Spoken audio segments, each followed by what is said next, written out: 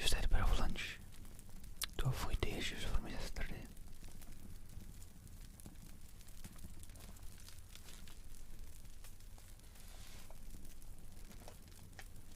And let me just take my headset off.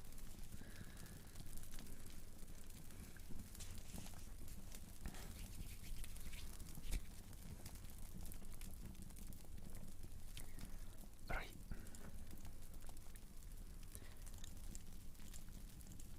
Just turn on the stream mode on Discord. There we go. Not that it matters much anyways.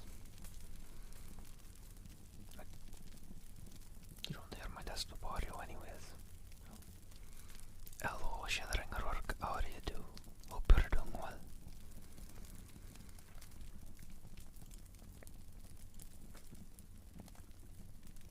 My PC is being very loud today, but it should be drowned down by the fire anyway. Well, no, right, it is rolled up right now.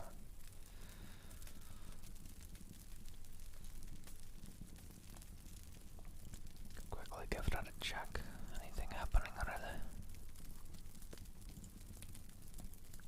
Not really doing anything in particular, but must be doing something somewhere, but oh well. Should be drowned down by the fire anyway.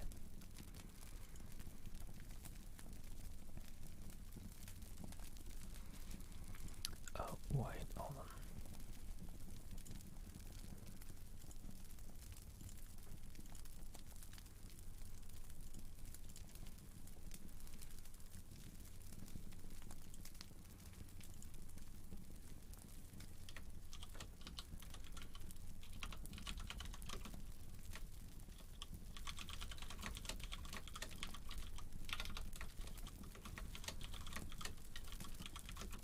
Let me just tweet out as well.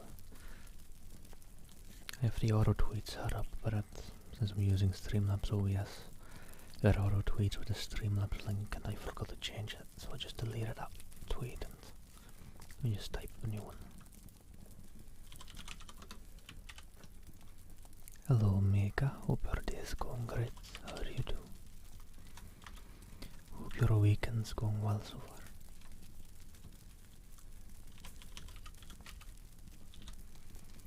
Good morning, Alexia. You're up quite early for a Sunday. And hey, Ali. Yeah, this is why I left. Also, I did hear you asking whether stream was fine, and it seemed quite alright on my side. I mean, the quality and bitrate dropped, but it was still on.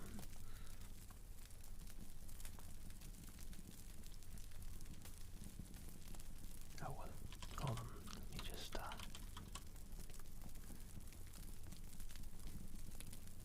I mean, the video quality was bad, but unless you go to the absolute lowest video quality, and I don't think you were there yet. Like at some point they also lower the audio quality, but on like, what is that, 420p I think, or something like that. That one, the audio quality is still fine for ASMR. Like 144p, they also lower the audio quality to absolute shite, so at that point, yeah, alright.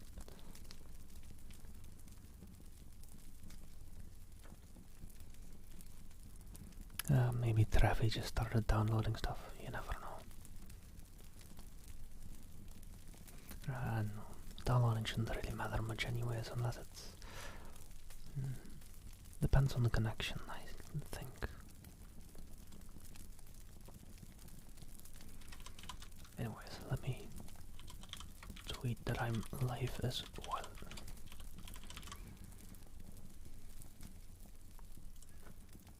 There we go.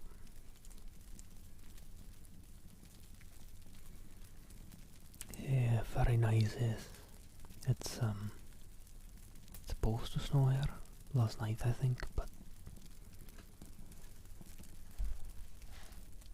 yeah, no, very sunny outside. Never mind.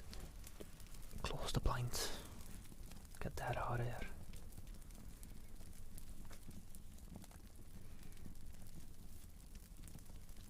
Oh, it's snowing in Texas as well. Yeah, whoops, son. No, no, no.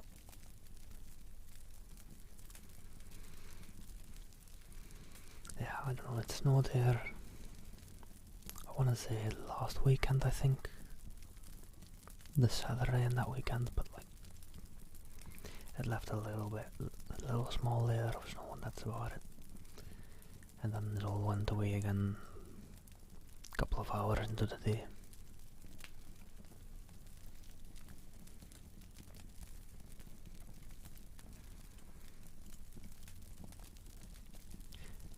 Right, let me see if I can come up with a bit of a recap for anyone just joining in. Only War of the Worlds.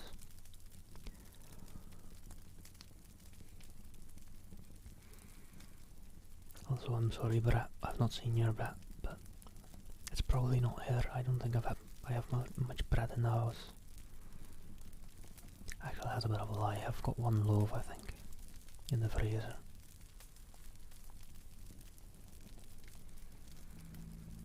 But, I mean, it's probably not your brat. I think I bought it last week or so.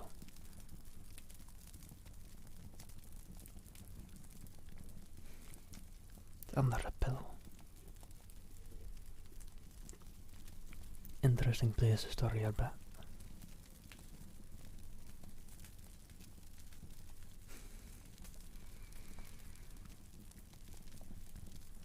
Well, the funny thing is, I dodged all the shoutouts in there.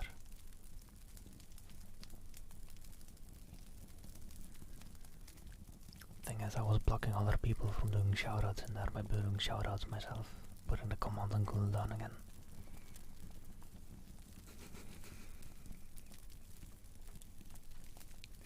I am excited for it. Hey, Indica, hope you're doing well. I don't think anyone noticed either. I feel like Saint would have noticed if he noticed, or would have done one if he noticed. Hello, Miss, how are you doing? Hope you're doing well. You know, Brett, that is a good point. I was about to say, let me mute for a second to pour some water into my glass. Hold on.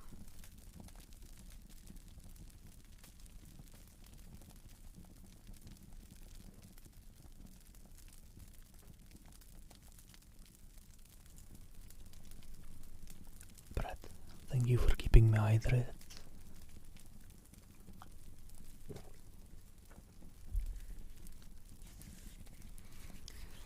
Right, let me see real quick. Well, I'm not chugging the whole glass, that's a bit much. Hold on, someone wants attention as well, which I'm not reading yet anyways.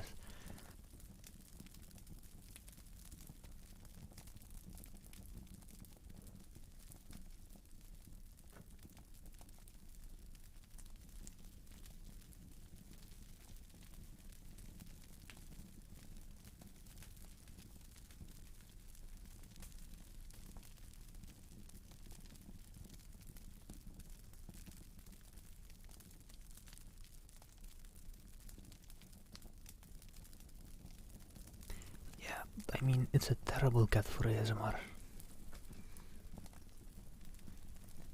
Like, she doesn't purr. She meows loudly and audibly.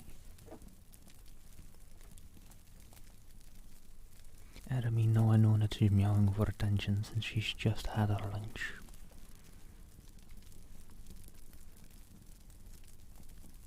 You did know, Ali. You just forgot. You've seen pictures, I'm pretty sure. At least one.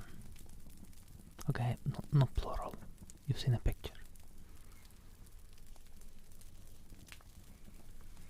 Her name is Snoosha. Good luck with that one. You did forget. I'm certain I posted at least one picture in your Discord. Snoosha. It's a pretty easy name. I don't.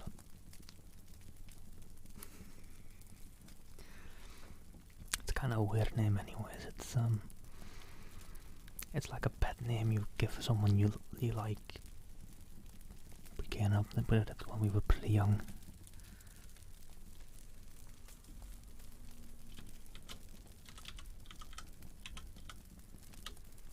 It's kind of like a bit like it'd be about the same as Sweetheart, I think.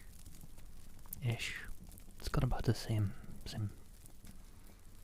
feel and stuff. I mean, Snoosh ain't that hard to spell, really.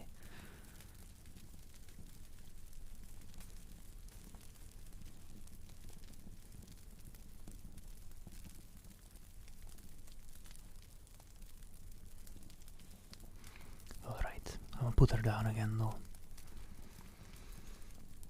Or, you know what, I'll keep her on my lap. She likes sitting between me and my desk, so just put her down there. Hope she isn't too much of a loud mouth.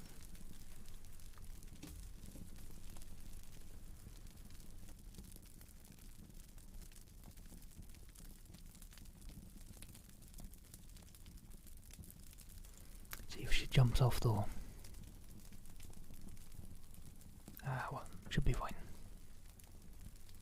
She's not sitting yet, she's just standing on my lap now, but alright. Let's get into the War of the Worlds. If I can remember a bit of a recap.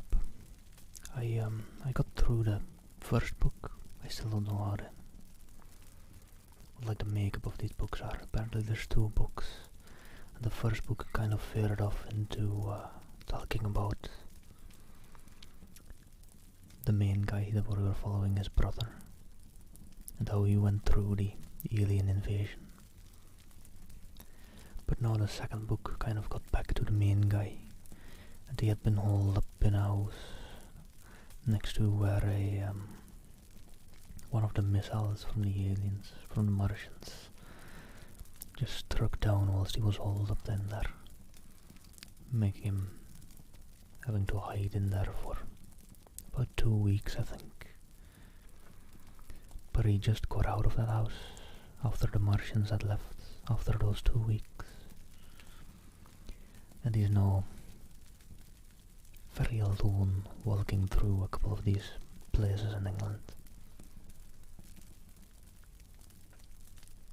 Alright. She's sitting down now, so that's progress.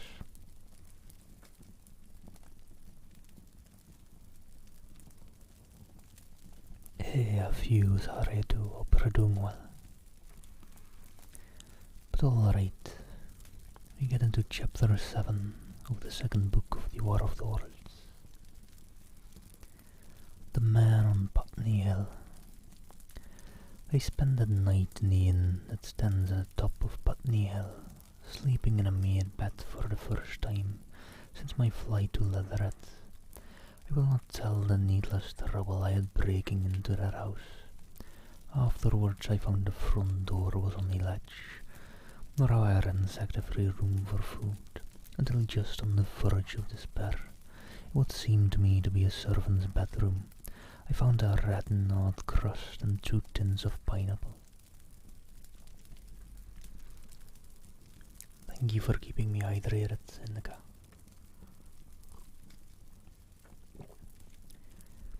The place had been already searched and emptied. In the bar I afterwards found some biscuits and sandwiches that had been overlooked. The latter I could not eat, they were too rotten, but the former not only stayed my hunger, but filled my pockets. I lit no lamps, fearing some Martian might come beating that part of London for food in the night.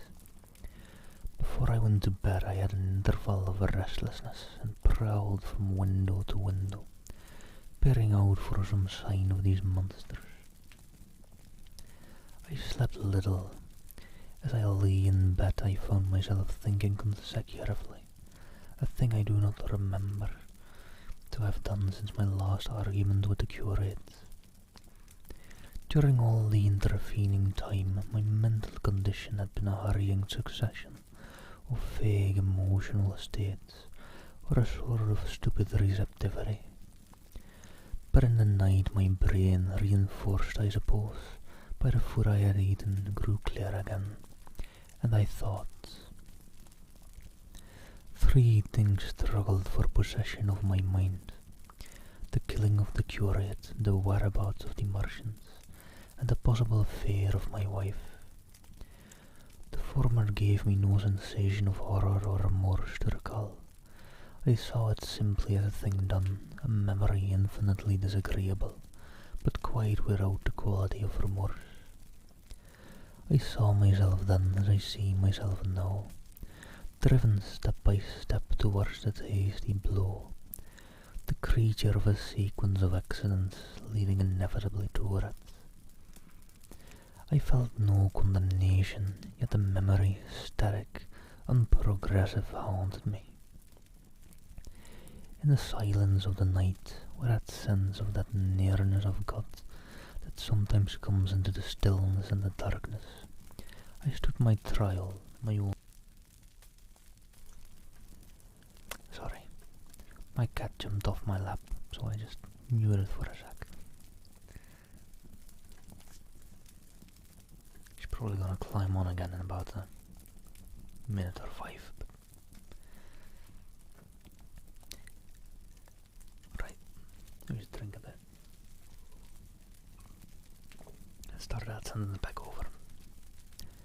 In the silence of the night, with that sense of the nearness of God that sometimes comes into the stillness and the darkness, I stood my trial, my only trial. For that moment of wrath and fear, I retraced every step of our conversation from the moment when I had found him, crouching beside me, heedless of my thirst and pointing to the fire and smoke that streamed up from the ruins of Weybridge. All right, Harry, have a nice lurk, have fun playing Overwatch, good luck on your grind. And if you're not gone too soon, I've been playing around with my virtual mixer a little bit. I can do some playing around with things like this now, or just over to the other side. But I gotta see about that.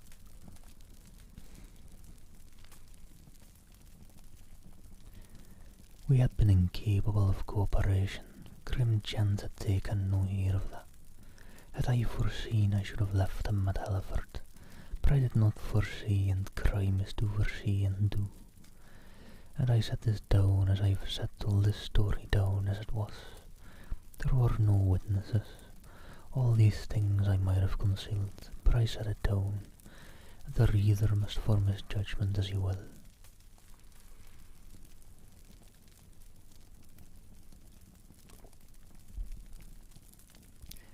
And when, by an effort, I had set aside that picture of a prostrate body, I faced the problem of the Martians and the fate of my wife. For the former I had no data. I could imagine 100 things, and so, unhappily, I could for the latter.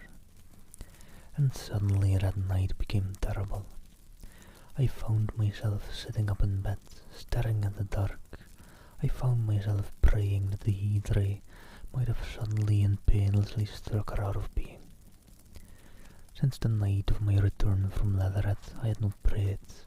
I had uttered prayers, fetish prayers, had prayed as heathens mother charms when I was in extremity. But now I prayed indeed, pleading steadfastly and sanely, face to face with the darkness of God. Strange night, strangest in this, that so soon as dawn had come, I who had talked with God crept out of the house like a rat, leaving its hiding place, a creature scarcely larger, an inferior animal, a thing that for any passing whim of our master's might be hunted and killed. Perhaps they also prayed confidently to God. Surely if we have learned nothing else, this war has taught us pity, pity for us witless souls that suffer our dominion. Alright, hold on.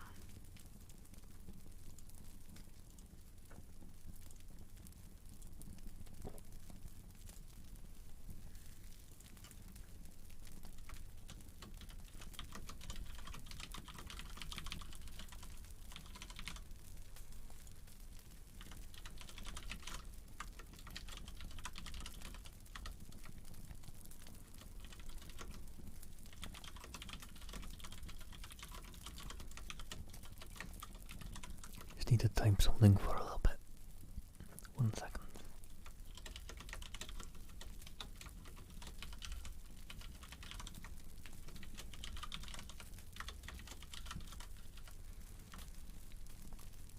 Yeah, done blow bam, and thank you for the follow. Hope you're doing well. Alright. Let me jump back into the War of the Worlds. Sorry. I had to shoot someone a message for a sec. The morning was bright and fine, and the eastern sky glowed pink and was fretted with little golden clouds. In the road that runs from the top of Putney Hill to Wimbledon was a number of poor vestiges of the panic torrent that must have poured Londonward on the Sunday night after the fighting began.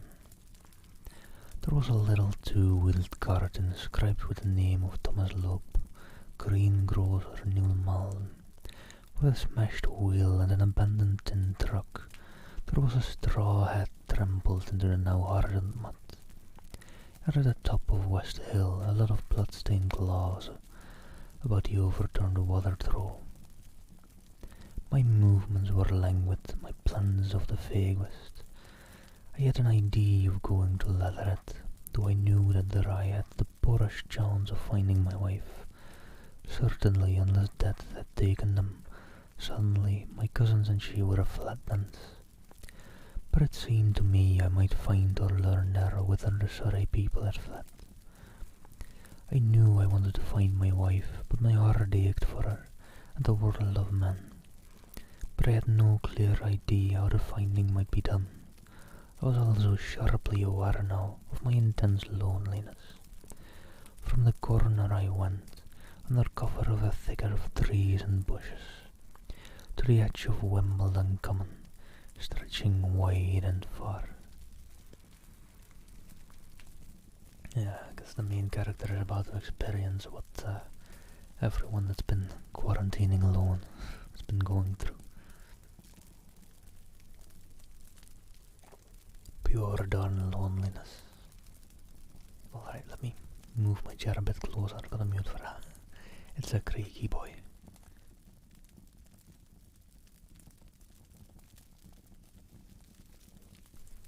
There we go. Sitting with a bit better posture now.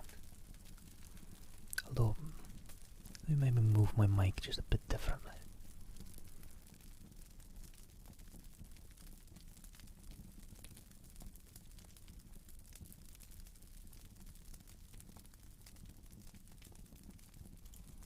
There. It's a bit better position, I feel. Just angle it upward a little bit more. Now I'm speaking down into it instead of up into it. Alright. The dark expanse was lit in patches by yellow gorse and broom. There was no red weed to be seen, and as I prowled, hesitating, on the verge of the open, the sun rose, flooding it all with light and vitality. I came upon a busy swarm of little frogs in a swampy place among the trees. I stopped to look at them, drawing a lesson from their stout resolve to live, and presently turning suddenly, with an odd feeling of being watched, I beheld something crouching amid a clump of bushes. I stood regarding this. I made a step towards it, and it rose up and became a man armed with a cutlass. I approached him slowly. He stood silent and motionless, regarding me. As I drew nearer, I perceived he was dressed in clothes as dusty and filthy as my own. He looked, indeed, as though he had been dragged through a culvert. Nearer I distinguished the green slime of ditches, mixing with the pale drab of dried clay and shiny, coaly patches. His black hair fell over his eyes, and his face was dark and dirty and sunken, so that at first I did not recognize him. There was a red cut across the lower part of his face. Oh, right, let me get my mixer out again. Just play with the left and the right again, whilst going into conversation. Stop. he cried, when I was within 10 yards of him, and I stopped. His voice was hoarse. "Where do you come from?" he said. I thought, surveying him. "I come from Morgleg," I said. "I was buried near the pit the Martians made about their cylinder. I have worked my way out and escaped." "There is no food about here," he said. "This is my country, all this hill down the river and back to Clapham, and up to the edge of the common. There is only food for one. Which way are you going?" I answered slowly. "I don't know," I said. "I have been buried in the ruins of a house 13 or 14 days. I don't know what has happened." He looked at me doubtfully, then started and looked with a changed expression. "I've no wish to stop about here," said I. "I think I shall go to Leatherhead, for my wife was there." He shot out a pointing finger. "It is you," said he, "the man from Woking, and you weren't killed at Weybridge." I recognized him at the same moment. "You are the artilleryman who came into my garden." "Good luck," he said. "We are lucky ones, fancy you." He put out a hand and I took it. "I crawled up a drain," he said, "but I didn't kill everyone, and after they went away I got off towards Walton across the fields. But it's not 16 days altogether, and your hair is grey." He looked over his shoulder suddenly. "Only a rook," he said. "One gets to know what birds have shadows these days. This is a bit open. Let us crawl under those bushes and talk." "Have you seen any Martians?" I said, "since I crawled out?" "They've gone away across London," he said. "I guess they've got a bigger camp there. Of a night all over there, Hampstead Way, the sky is alive with their lights. It's like a great city, and in the glare you can just see them moving. By daylight you can't, but nearer I haven't seen them." He counted on his fingers. 5 days. Then I saw a couple across Hammersmith Way, carrying something big, and the night before last. He stopped and spoke impressively. "It was just a matter of light, but it was something up in the air. I believe they've built a flying machine. They're learning to fly." I stopped on hands and knees, for we had come to the bushes. "Fly?"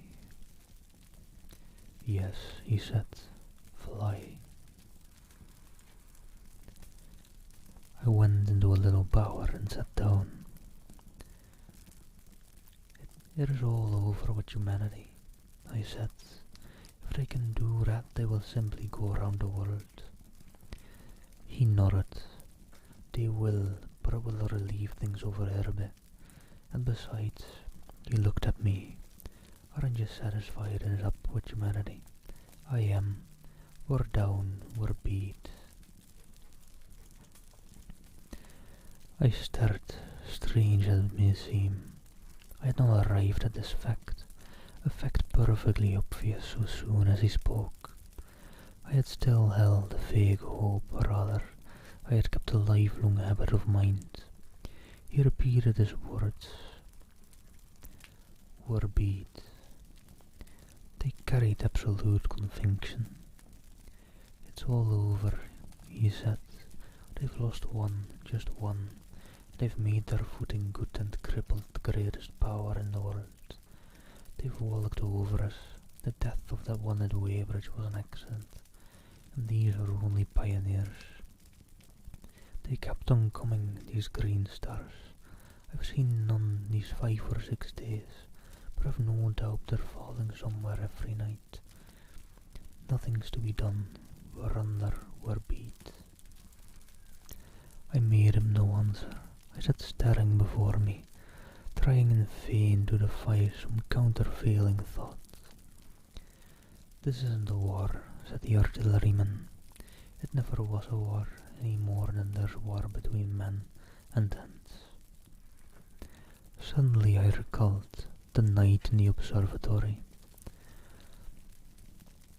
After the 10th shot they fired no more, at least until the first cylinder came.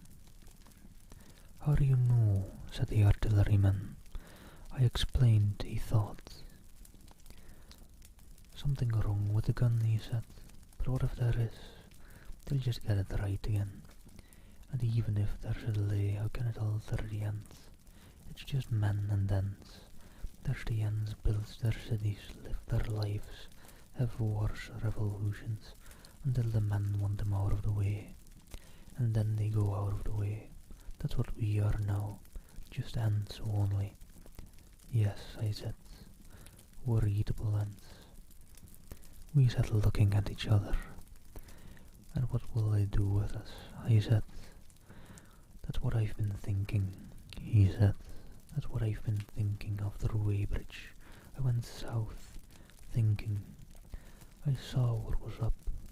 Most of the people were hard at it, squalling and exciting themselves. But I'm not so fond of squalling. I've been inside of death once or twice. I'm not an ornamental soldier. And at the best and the worst, death is just death. And it's the man that keeps on thinking comes through. I saw everyone trekking away, south. Says I, food won't last this way, and I turned right back. I went for the Martians like a sparrow goes for men, all around." He waved a hand to the horizon. "They're starving in heaps, bolting, treading on each other." He saw my face and halted awkwardly. "No doubt lots who had money have gone away to France," he said. He seemed to hesitate whether to apologize, met my eyes and went on. "There's food all about there. Canned things in shops, wines, spirits, mineral waters, and the water mains and drains are empty. Well, I was telling you what I was thinking. Here's intelligent things," I said. "And it seems they want us for food. First they'll smash us up. Ships, machines, guns, cities, all the order and organization. All that will go if we were the size of ants. We might pull through, but we're not. It's all too bulky to stop. That's the first certainty. Eh?" I assented. "Wait, hold on. I'm not sure who's talking here. Where is the artilleryman?" "Here is, I've thought it out very well. Next, at present we're caught as we're wanted. A Martian has only to go a few miles to get a crowd on the run. And I saw one day out by Wandsworth, picking houses to pieces and rooting among the wreckage. But they won't keep on doing that. So soon as they've settled all our guns and ships, and smashed our railways, and done all the things they are doing over there, they will begin catching us systematic, picking the best and storing us in cages and things. That's what they will start doing in a bit, Lord. They haven't begun on us yet, don't you see that?" "Not begun," I exclaimed. "Not begun. All that's happened so far is through our not having the sense to keep quiet, worrying them with guns and such foolery, and losing our head and rushing off in crowds to where there wasn't any more safety than where we were. They don't want to bother us yet. They're making their things, making all the things they couldn't bring with them, getting things ready for the rest of their people. Very likely that's why the cylinders have stopped for a bit, for fear of hitting those who are here. And instead of our rushing about blind on the howl, or getting dynamite on the chance of busting them up, we've got to fix ourselves up according to the new state of affairs. That's how I figure it out. It isn't quite according to what a man wants for his species, but it's about what the facts point to. And that's the principle I acted upon. Cities, nations, civilization, progress. It's all over. That game's up, we're beat." Sorry by the way if this is a bit much on the left side. This man's a talker right up now. He's been talking a lot and I kinda wanted to try this out for conversation. Steph, thank you so much for the raid. How are you doing? How was your stream? Hope your stream was well.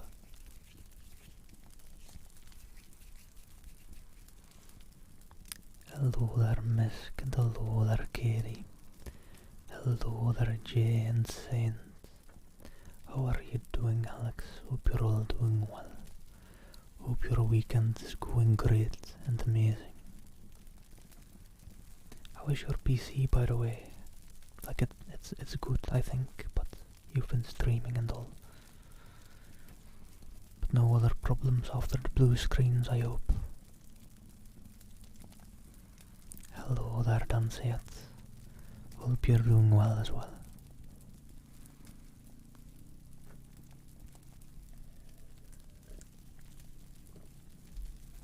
Yeah, I finally took a bit of time before stream to actually put some water about my hair. Water makes it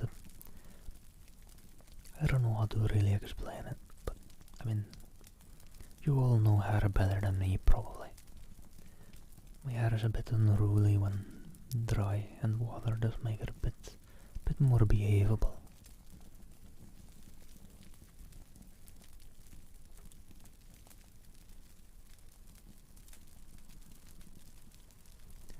I am in the Netherlands, Steph.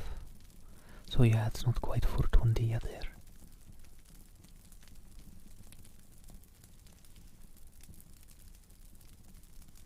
But it must be 420 somewhere. Where was it? 420? That's about that's 3 hours up from me, so maybe central to eastern Russia and some western parts of Asia.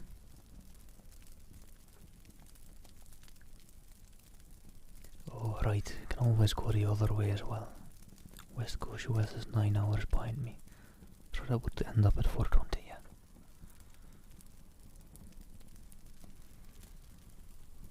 What's your sleep schedule like nowadays, Saint?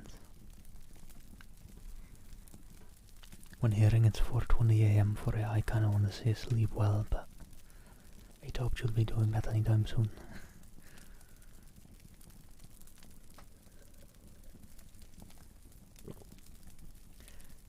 Oh, nice stuff. Very nice. I mean, if it was in the at least. I don't think I'd take Sativa and stream ASMR.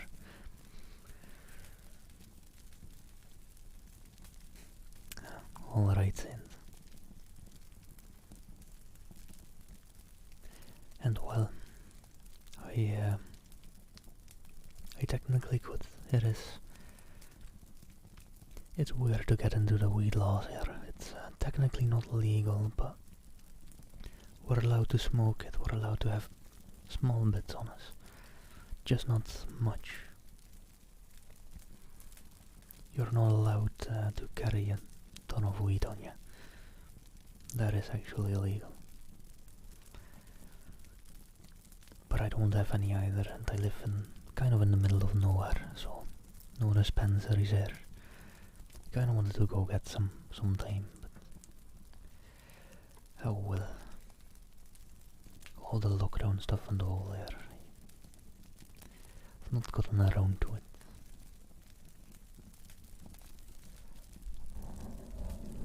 Let me see if I can give a bit of a recap of where I was on the War of the Worlds.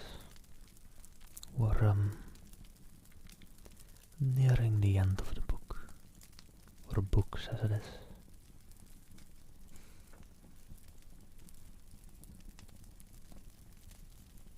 Oh, we're legally allowed to buy it as well, just at really certain places. They're pretty strict. I mean, I don't actually know. I mean, the government probably has medicinal licenses as well. There's not like official government dispensaries for it, I know. I'm not too knowledgeable on it. But yeah, we've got coffee shops where you are allowed to buy it, just legally. Or well, legally, you are allowed to buy it without getting in trouble. Weed laws are really kind of weird there. I'm pretty sure weed technically is just full on illegal, technically. But small bits everyone is allowed to smoke and buy, and there is even allowed, and I'd assume legal, to have a coffee shop and run a place like that, with the proper licenses, of course.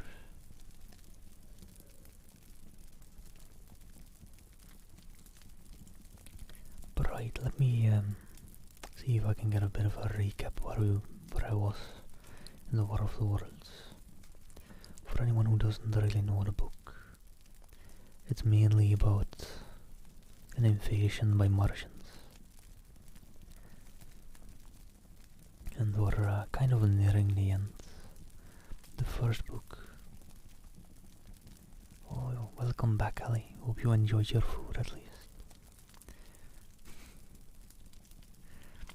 The first book ended up following the brother of our main guy near the end, but now the second book went back to the main guy. I haven't seen the movies yet, Iron Man. I want to watch the movies after this.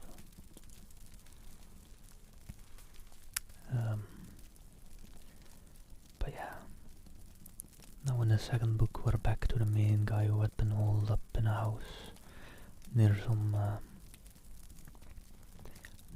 Martians for a long time. There was a very suspenseful, well-written chapter about that.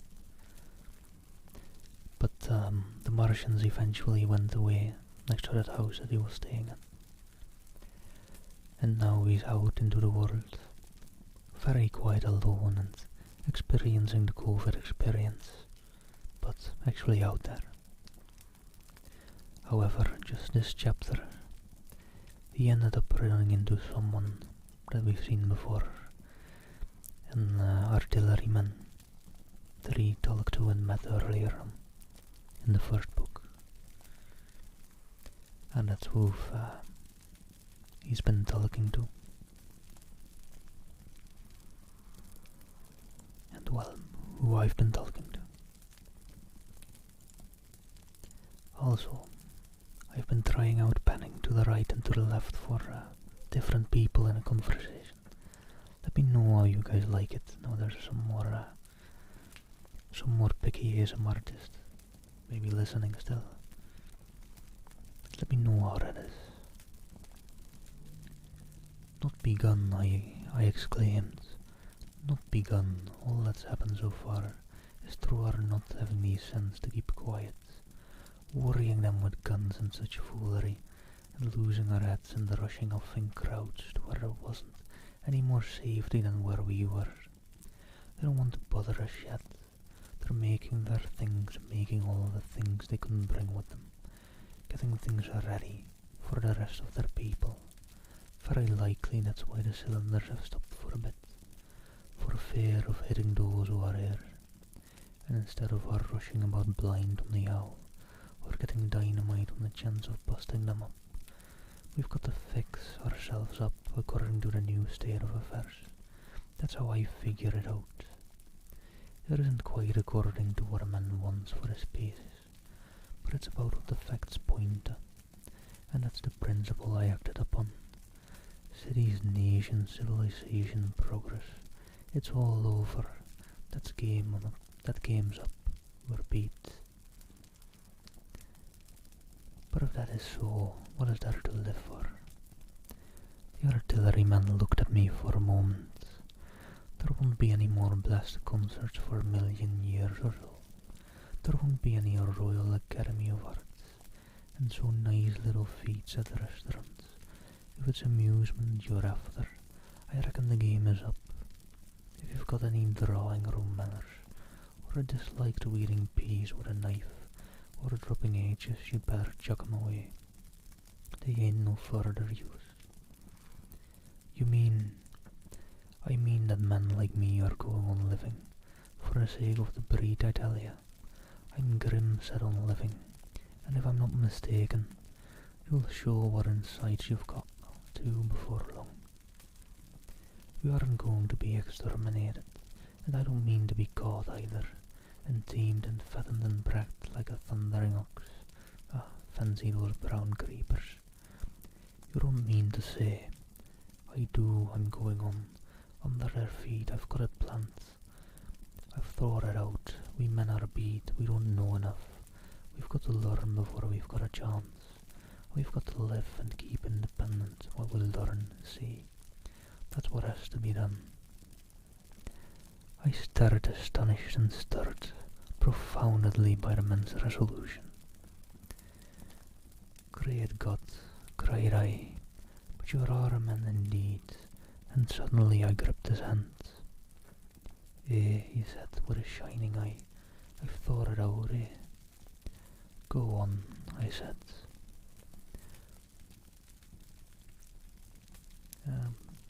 That's a long one, let me just read this one in the middle.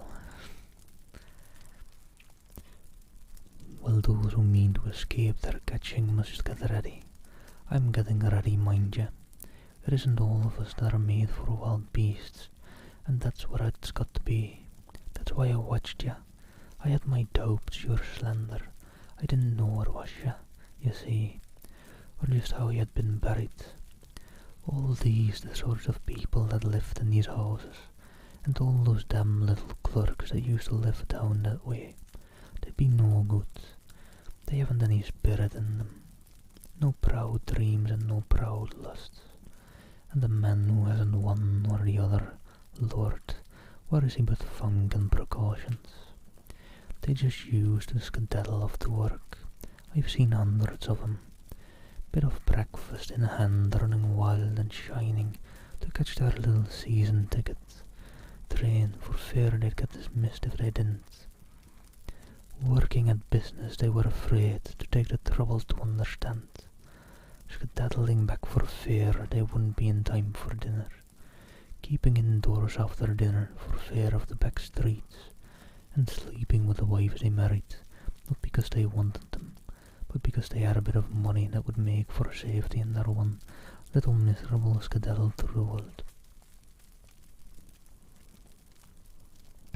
This guy's going on a bit of a rant, eh?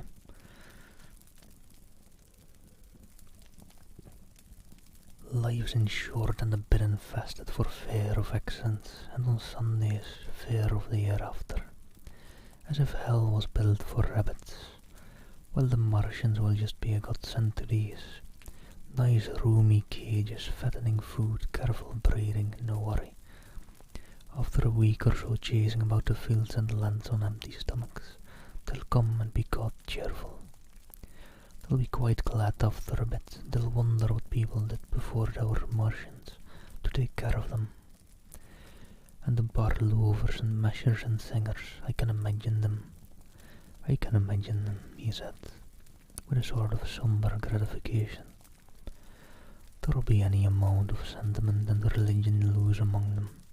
There's hundreds of things I saw with my eyes that I've only begun to see clearly these last few days.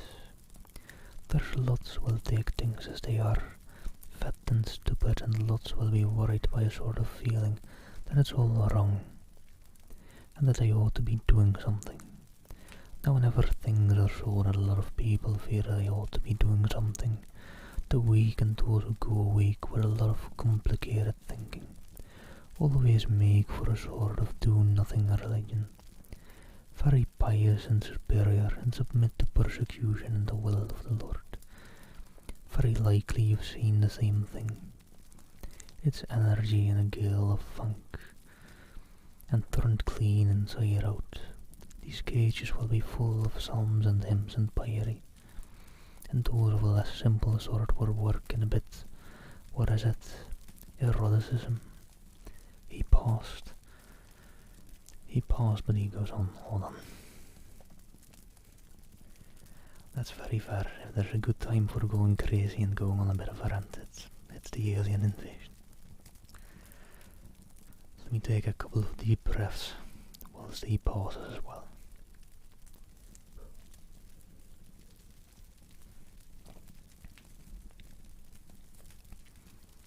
I wonder if this renders in the movie actually.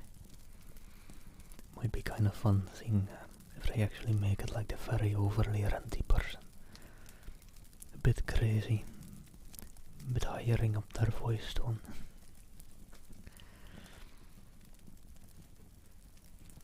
Oh, thank you, Draconis. Let me maybe we'll go back to panning it left and right here, since it's a bit more back and forth conversation now. So this is still the artilleryman, I think. Very likely these Martians will make pets of some of them, train them to do tricks, who knows, get sentimental over a pet boy who grew up and had to be killed. And some, maybe, they will train to hunt us.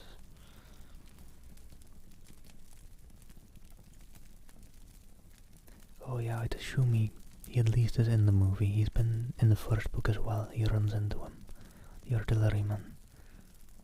I wonder how much of the rent that is. I want to watch the movie sometime after I'm done reading this. Alright. No, I cried. That's impossible, no human being. What's the good of going on with such lies, said the artilleryman. There's men who do it cheerful. What nonsense to pretend there isn't. And I succumbed to his conviction. If they come after me, he said, Lord, if they come after me, and subsided into a grim meditation. I sat contemplating these things. I could find nothing to bring against this man's reasoning. In the days before the invasion, no one would have questioned my intellectual superiority to his. I, a professed and recognized writer of philosophical themes, and he, a common soldier. And yet he had already formulated a situation that I had scarcely realized. What are you doing? I said presently. What plans have you made? He hesitated. Well, it's like this, he said. What have we to do? We have to invent a sort of life where men can live and breathe and be sufficiently secure to bring the children up. Yes, wait a bit, and I'll make it clearer what I think ought to be done. The tame ones will go like all tame beasts. In a few generations they'll be big, beautiful, rich-blooded, stupid rubbish. The risk is that we who keep wild will go savage, degenerate into a sort of big, savage rat. You see how I mean to live is underground. I've been thinking about the drains. Of course, those who don't know drains think horrible things, but under this London are miles and miles, hundreds of miles, and a few days rain and London empty will leave them sweet and clean.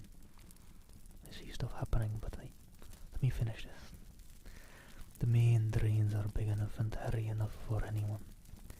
And there's cellars, vaults, stores, from which bolting passages may be made to the drains. And the railway tunnels and subways here. You begin to see, and we form a band able-bodied, clean-minded men. We're not going to pick up any rubbish that drifts in. Weaklings go out again. Alright, let me pause the conversation for a bit. Hello there, Sir Ruff. I hope you're doing well. Hope your Sunday is going well. And thank you for the 2 subs. One to Jay and one to Carey. Hope you all enjoy your subs. Enjoy your stay. And enjoy the emotes. I need to keep an eye on if I have more emote slots. I have a couple more emotes that I can upload.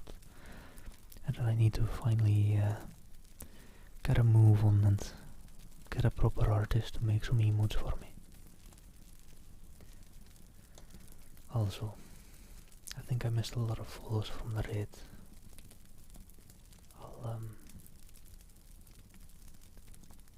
maybe only just one, but I missed some more follows before that. Satu, thank you for the follow. For Green, thank you for the follow. And Friendly Friend, thank you for the follow if you're still there. Hope you're all doing well and amazing. Yeah, it must be horribly hot in Australia. Hope you can get some cold. And hello, yes, hope you're doing well. I don't know if you've seen it yet, but I saw your unbanned request earlier in another channel, in Fox and Kins channel. It was a bit of a misunderstanding. The word jobby, as you know it in Scottish, may be misunderstood as something akin to a blowjob or the likes in English. Alright. But I accepted your unbanned appeal. You're free to go. Hope you're doing well, CS. Hey, a Friendly Friend.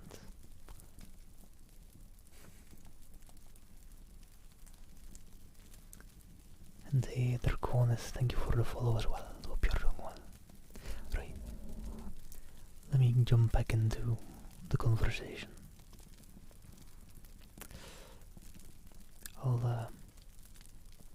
I'll go back and forth for this bit of conversation. But honestly, even at this point, the writer is leaving out the I said and he said, and I'm not entirely sure who's saying what anymore. But if I just swap back and forth, it should be alright. So let me just swap back and forth. There's some big bookworks going on in a bit though as well, so might be very right-centered and left-centered in a bit with the reading. And hey, yeah, Death, just in time to jump into this conversation between our main person and the artilleryman he came across.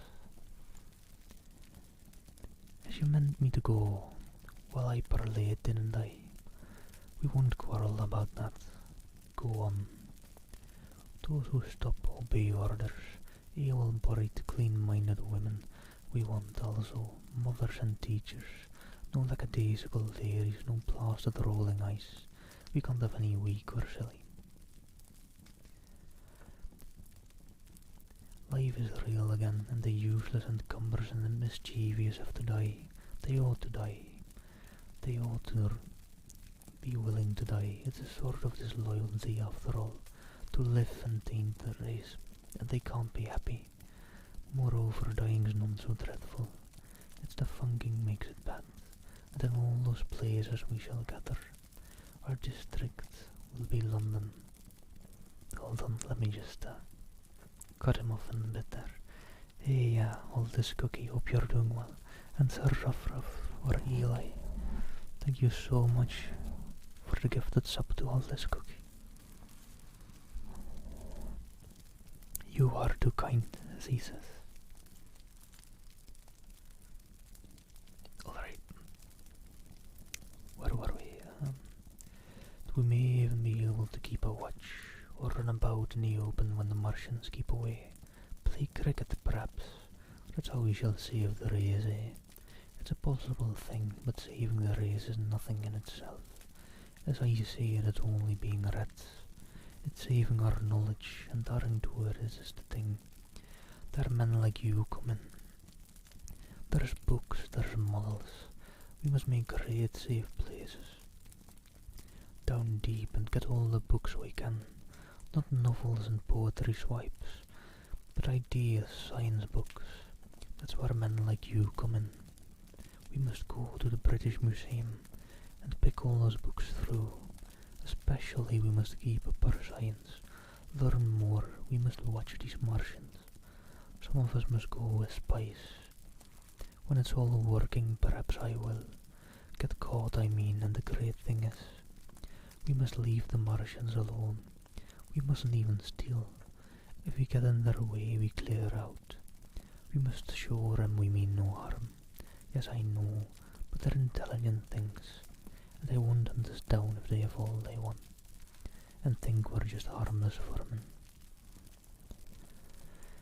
The artilleryman paused and laid a brown hand upon my arm. And so I shall pause as well and take a deep breath before going into another monologue of his.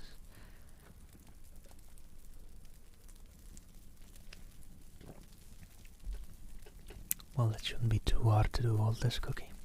You'll find him in plenty of streams, I feel. Sorry, like me seen quite a bit around Twitch. So rough. Names are hard sometimes. Right, let me just do this this part of the monologue in the normal middle.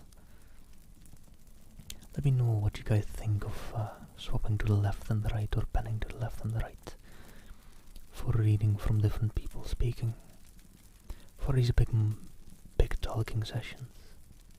I feel it may be a bit much, very one-sided.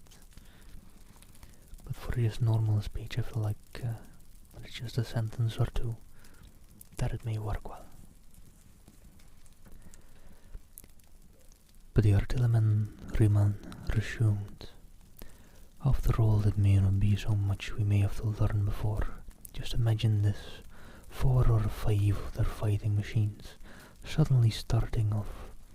Heat rays right and left, and not a Martian in 'em. Not a Martian in 'em, but men who have learned the way how. It may be in my time even those men. Fancy having one of them lovely things, with its heat ray wide and free. Fancy having it in control. What would it matter if you smashed to smithereens at the end of the run, after a bust like that? I reckon the Martians will open their beautiful eyes. Can't you see them, man? Can't you see them hurrying, puffing and blowing and hooting, to their other mechanical affairs? Something out of gear in every case, and swish, bang, rattle, swish. Just as they are fumbling over it, swish comes the heat ray and bolts. Man has come back to his own.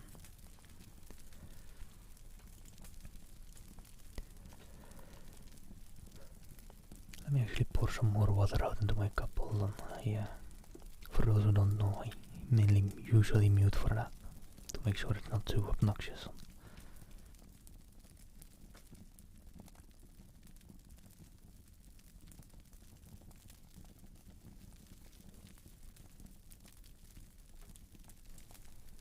Alright.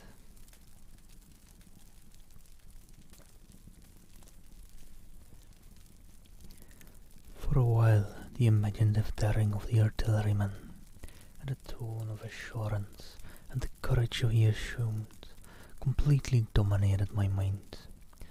I believed unhesitatingly both in his forecast of human destiny and in the practicability of his astonishing scheme, and the reader who thinks me susceptible and foolish must contrast his position, reading steadily with all his thoughts about his subject and mine, crouching fearfully in the bushes, and listening, distracted by apprehension. We talked in this manner through the early morning time, and later crept out of the bushes, and after scanning the sky for Martians, hurried precipitatedly to the house on Putney Hill, where he had made his lair. It was the coal cellar of the place, and when I saw the work he had spent the week upon, it was a burrow scarcely 10 yards long, which he designed to reach to the main drain on Putney Hill. I had my first inkling of the gulf between his dreams and his powers. Such a hole I could have dug in a day. But I believed in him sufficiently to work with him all that morning, within past midday at his digging. We had a garden barrow and shot the earth we removed against the kitchen range. We refreshed ourselves with a tin of mock turtle soup and wine from the neighbouring pantry. I found a curious relief from the aching strangeness of the world in his steady labour.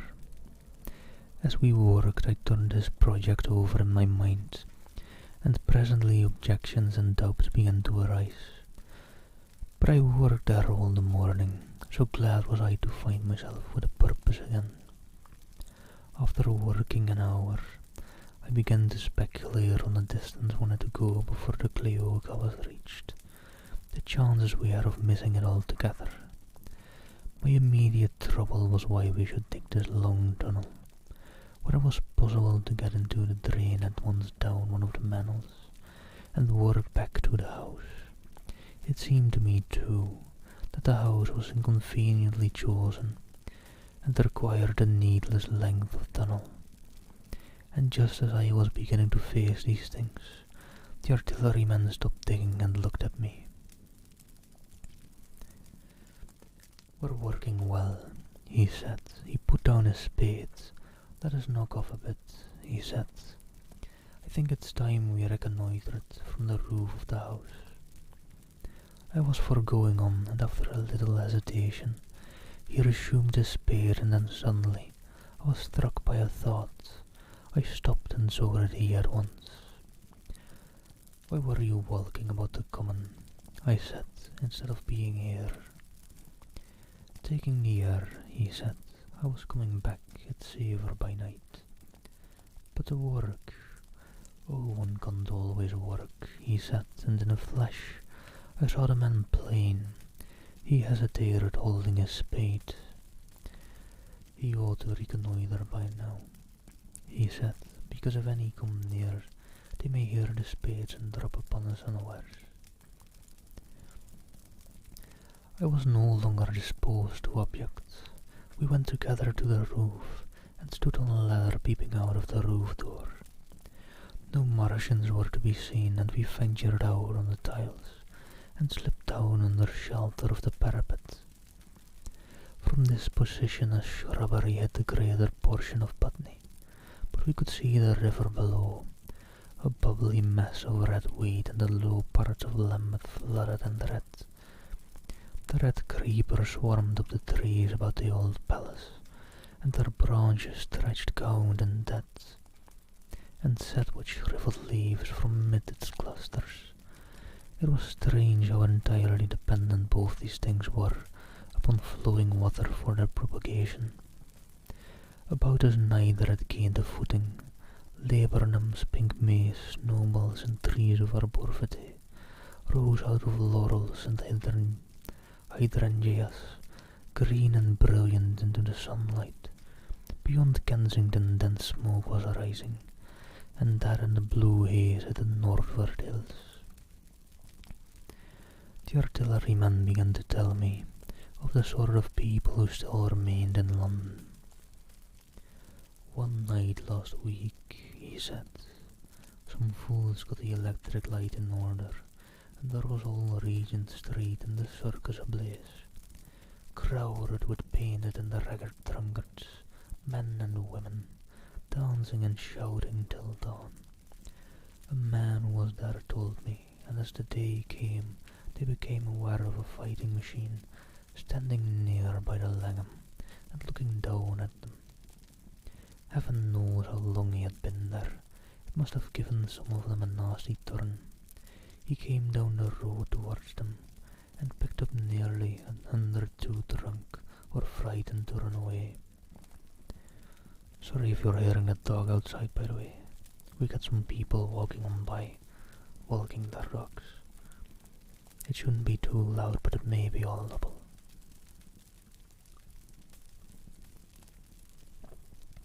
Yeah, Jessa, how do you do? Hope you're doing well. Oh, and sorry, when reading I sometimes miss my follow since it's a bit in my peripheral vision, which falls out of my glasses and is thus very, very blurry. But Chowder, if you're still here, thank you for the follow. Hope you're doing well. And Jessa, thank you for the follow as well. Hope you're having a great weekend so far.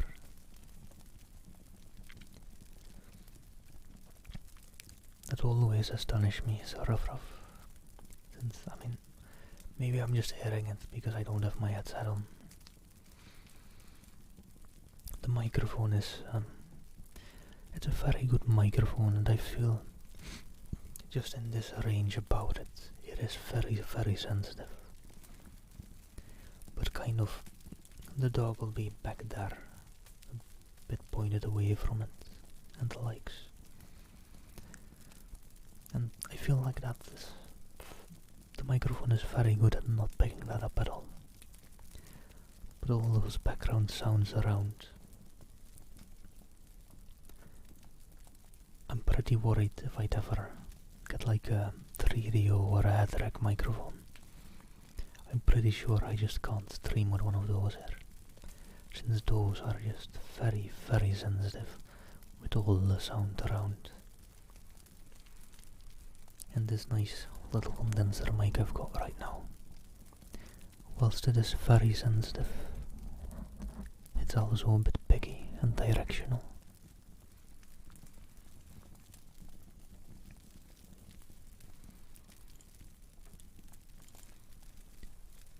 And thank you for keeping me hydrated, Jessa.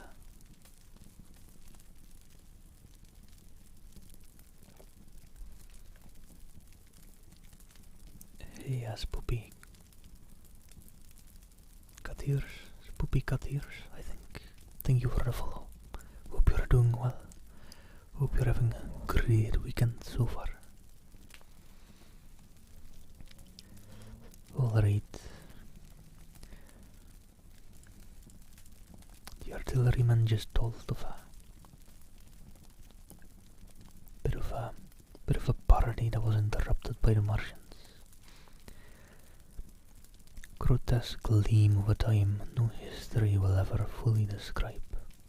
From that, in answer to my questions, he came around to his grandiose plans again.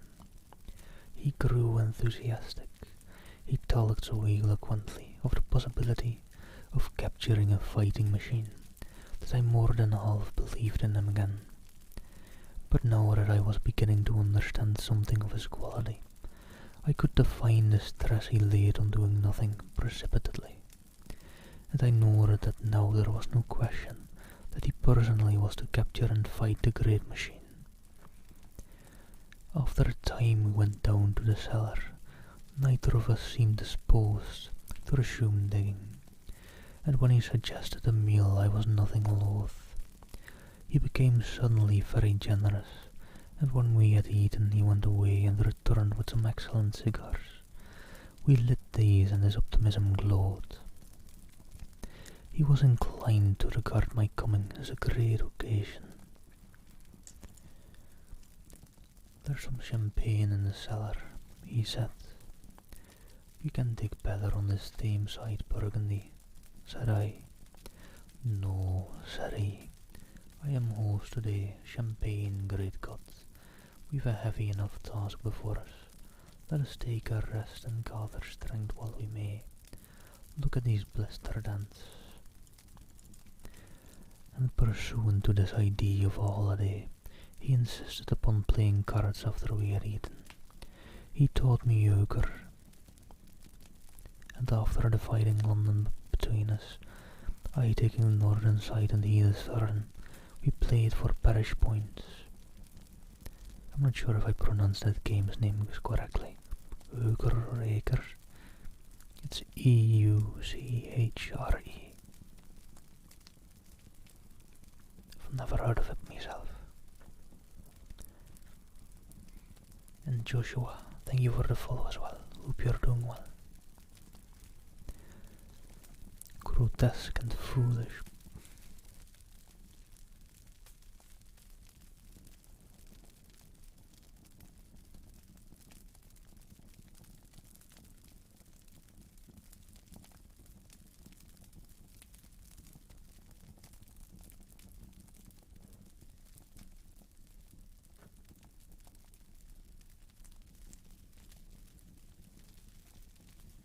See, the dog outside wasn't audible, but this loud mouth probably was. I'm very sorry. I muted in time for the second time that she meowed. Hey.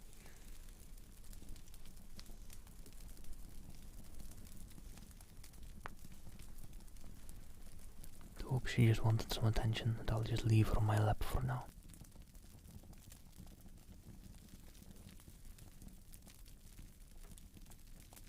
Kind of feels like she's about to jump back off again though. Oh well. They were playing cards, and grotesque and foolish still this will seem to the sober reader, it is absolutely true, and what is more remarkable, I found the card game and several others we played extremely interesting. Strange mind of men, that with our species upon the edge of extermination or appalling degradation, with no clear prospect before us, but a chance of a horrible death, we could sit following the chance of this painted pasteboard and playing the joker with vivid delight. Afterwards he taught me poker, and I beat him at 3 tough chess games. When dark came, we decided to take the risk and lit a lamp. After an interminable string of games, we supped, and the artilleryman finished the champagne. We went on smoking the cigars. He was no longer the energetic regenerator of his species I had encountered in the morning. He was still optimistic, but it was less kinetic, a more thoughtful optimism. I remember he wound up with my health, proposed in a speech of small variety and considerable intermittence. I took a cigar and went upstairs to look at the lights of which he had spoken, that blazed so greenly along the Highgate hills. At first I stared unintelligently across the London valley. The northern hills were shrouded in darkness. The fires near Kensington glowed redly, and now and then an orange-red tongue of flame flashed up and vanished in the deep blue night. All the rest of London was black. Then nearer I perceived a strange light, a pale violet-purple fluorescent glow, quivering under the night breeze. For a space I could not understand it, and then I knew that it must be the red wheat from which this faint irradiation proceeded. With that realization, my dormant sense of wonder, my sense of the proportion of things, awoke again. I glanced from that to Mars, red and clear, glowing high in the west, and then gazed long and earnestly at the darkness of Hampstead and Highgate. I remained a very long time upon the roof, wondering at the grotesque changes of the day. I recalled my mental states from the midnight prayer to the foolish card playing. I had a violent revulsion of feeling. I remember I flung away the cigar with a certain wasteful symbolism. My folly came to me with glaring exaggeration. I seemed a traitor to my wife and to my kind. I was filled with remorse. I resolved to leave the strange undisciplined dreamer of great things to his drink and gluttony, and to go on to London. There it seemed to me I had the best chance of learning what the Martians and my fellow men were doing. I was still upon the roof when the late moon rose. All right, that was a very long chapter. Let me just quickly look ahead and see how long the next chapter is. Not that I won't do it if it's very long. I'm aiming to finish this book today. It's pretty doable, but let me just get a quick breather in right in between chapters now. Hope you're all doing well still. Hope you're all still having an amazing start of your amazing weekend. It's no longer start of the weekend.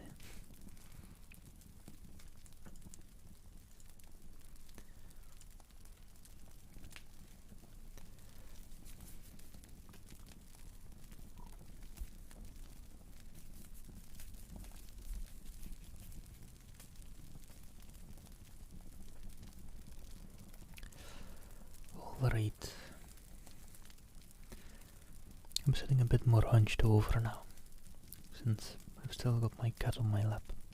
She's just sitting, she's not lying down even. Hunching over like this for a while is kind of hurting my back, but oh well. Just hope my cat is done sitting on my lap in a bit. It's got enough attention. Oh, sorry to hear, Iron Man. Hope you can get some rest soon. Get some good sleep. Or maybe make it a bit of a nap day. Go for a 2-hour nap in a bit. Then another hour later. And then just go to sleep again at the start of the night. The next upcoming night.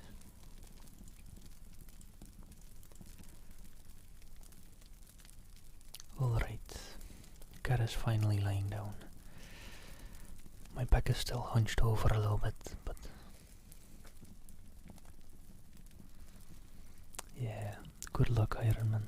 Hope you manage to fix your sleep schedule. Good luck with it.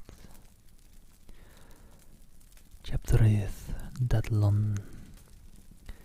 After I had parted from the artilleryman, I went down the hill and by the high street across the bridge to Fulham. The red weed was tumultuous at that time and nearly choked the bridge roadway, but its fronts were already whitened in patches by the spreading disease that presently removed it so swiftly.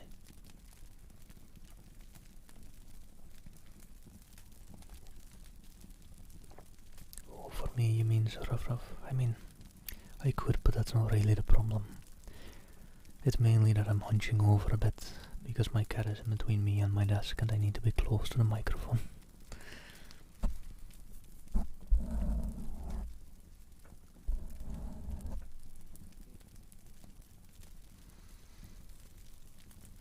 Oh well. Once I move to the other room, I'll set up the other mic stand I have instead of this one. This one's a bit less movable as well. That other mic stand is like one you'd use for just singing in music or likes. Just a standing mic stand. But I can keep it a bit lower, and that one I'd be able to move back and forth a little bit.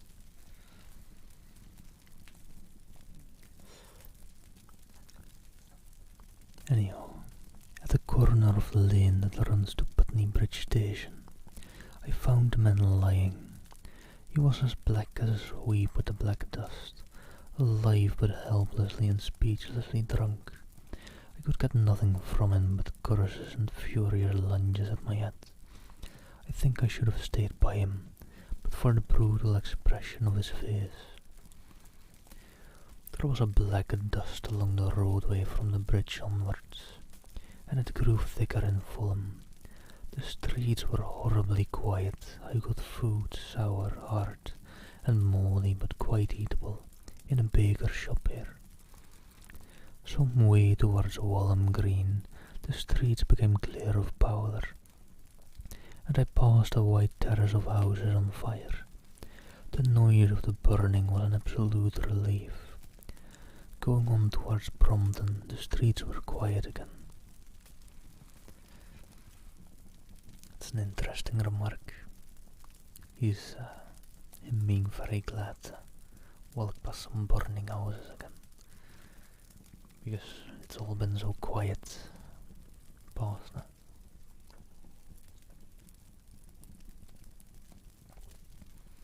Have you ever read this book, by the way, as a rough? I feel like you might have, but I don't know.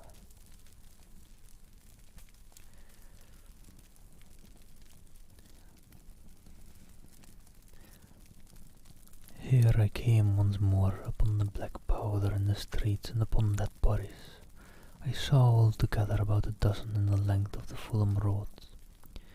They had been dead many days, so that I hurried quickly past them. The black powder covered them over and softened their outlines. One or two had been disturbed by dogs. It's been a great book for me so far. If you want, I don't know if you have anything like an e-reader or the likes. I think I still have the link open. Yes, I do. I'm pretty sure they have like a lot of different formats. Yeah, EPUB, advanced EPUB, compatible EPUB. And my cat jumped out of my lap, so at least I can sit comfortably again. Hold on, let me move my chair. I tried to mute for that, but I wasn't quick enough.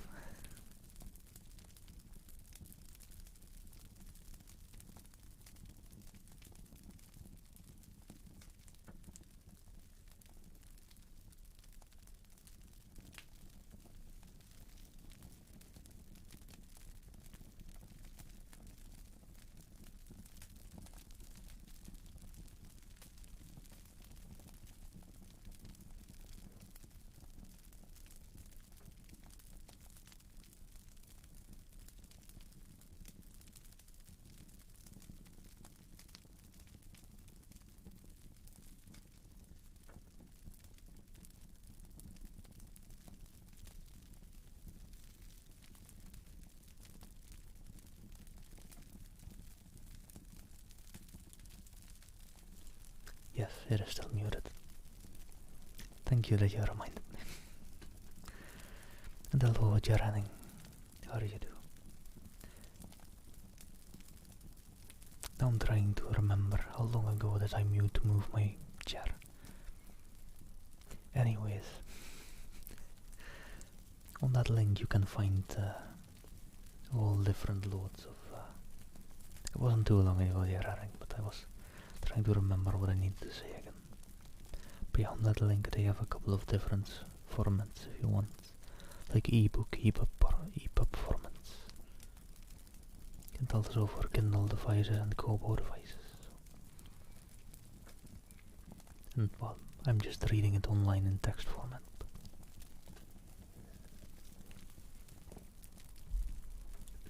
If you wanna read it in any non-physical form, there you go.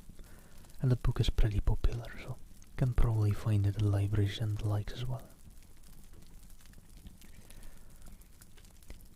And I was just saying another thing whilst I was muted, but I don't really remember, do I? No, I don't. Oh yeah, I can imagine sort of. I mean, I've been going through this book, but this book has taken me a week.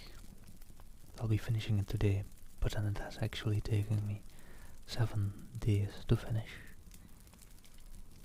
And that with about 2 or 3 hours every workday. And I think actually just 3 hours of reading as well yesterday. I went off to do other stuff then. I'll probably hit 3 hours today as well. Maybe go a bit over. I want to finish the book no matter what today.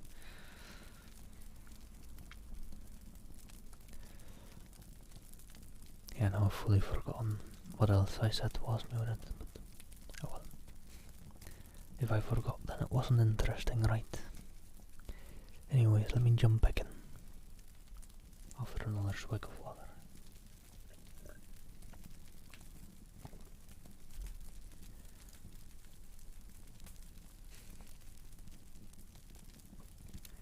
$17 hours long in total. Damn. I mean, I feel some way I'm also reading slowly or something, because I remember that accordingly Neil Gaiman read aloud in audiobook format A Christmas Carol in about 2.5 hours, if I remember. And for me, reading A Christmas Carol, I'm pretty sure I took like at least 5 hours, if I remember correctly, maybe even more. I think even more. I think maybe more like 8 hours.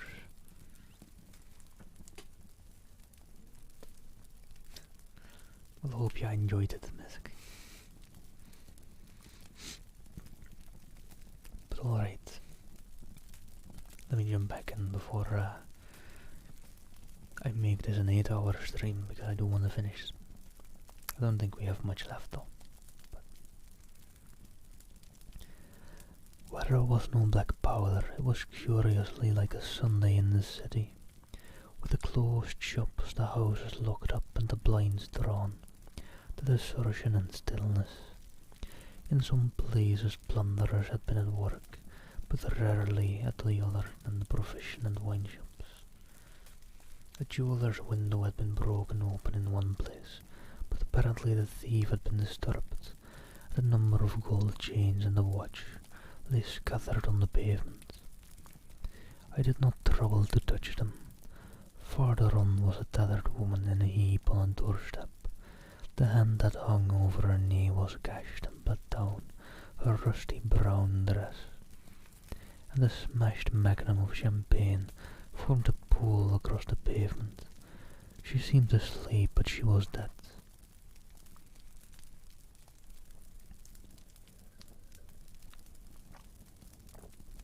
Yeah, maybe Misk, but I don't know. I feel like I still may be slow in some way then. If Neil Gaiman read what I read in about 8 hours, he did in 2.5 or so. Although maybe I hadn't listened to that one even. Maybe I kind of want to though sometime, just listen to that. But maybe also it's edited down a little bit, where he doesn't, or like, I feel like they wouldn't edit out his breaths, but maybe whenever he, every now and then goes to take a break, to drink a bit or something, that might be edited out.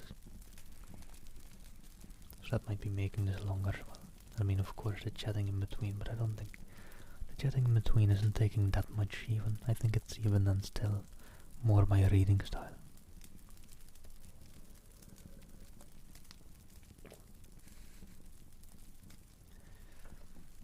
Yeah, he may have less gaps in between words and sentences as well. I don't know. I mean, I don't feel that slow to me, but I am quite slow, aren't I? Especially when I'm like in this speaking mode. It all is a bit dragged out and a bit slow. Well, there's the channel point redeemable, yeah. To get timed out for a bit. If you're ever noticing yourself chattering too much, you can always be like, give me 10 minutes to focus on work. If you happen to be listening to the ASMR during work. Although I feel most people aren't that chatty, especially if I'm reading books, because they, I don't know, kind of out of trying to push me into reading further. Right, for all those people lurking, trying to want to push me to reading further. I will. Oh, have a nice lurk, Sir Ruffruff. Take care. And sleep well if I don't see you again before then. The farther I penetrated into London, the profounder grew the stillness, but it was not so much the stillness of death. It was the stillness of suspense of expectation. At any time the destruction that had already singed the northwestern borders of the metropolis, and had annihilated Ealing and Kilburn, might strike among these houses, and leave them smoking ruins. 'Twas a city condemned and derelict.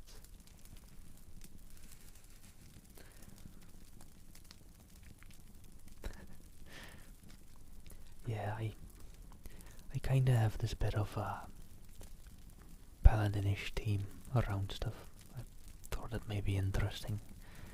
It was all the Sir Mad Hatter name, which kinda came from my previous name, the Sir Trollolot, but that's more of a gaming name. And I kinda wanted to not have that trolling stigma around me anymore, at the very least also since I'm modding around some other chats a bit. I'm kind of going with that for quite a bit. It's also why the sub patches are shields and likes. And hey, Freeze Frame, how are you doing? Hope you're doing well. Hello, Carnis the Rerp,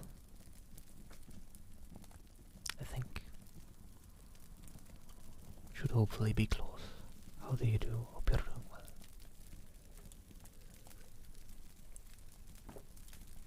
Alright, let me jump back into reading.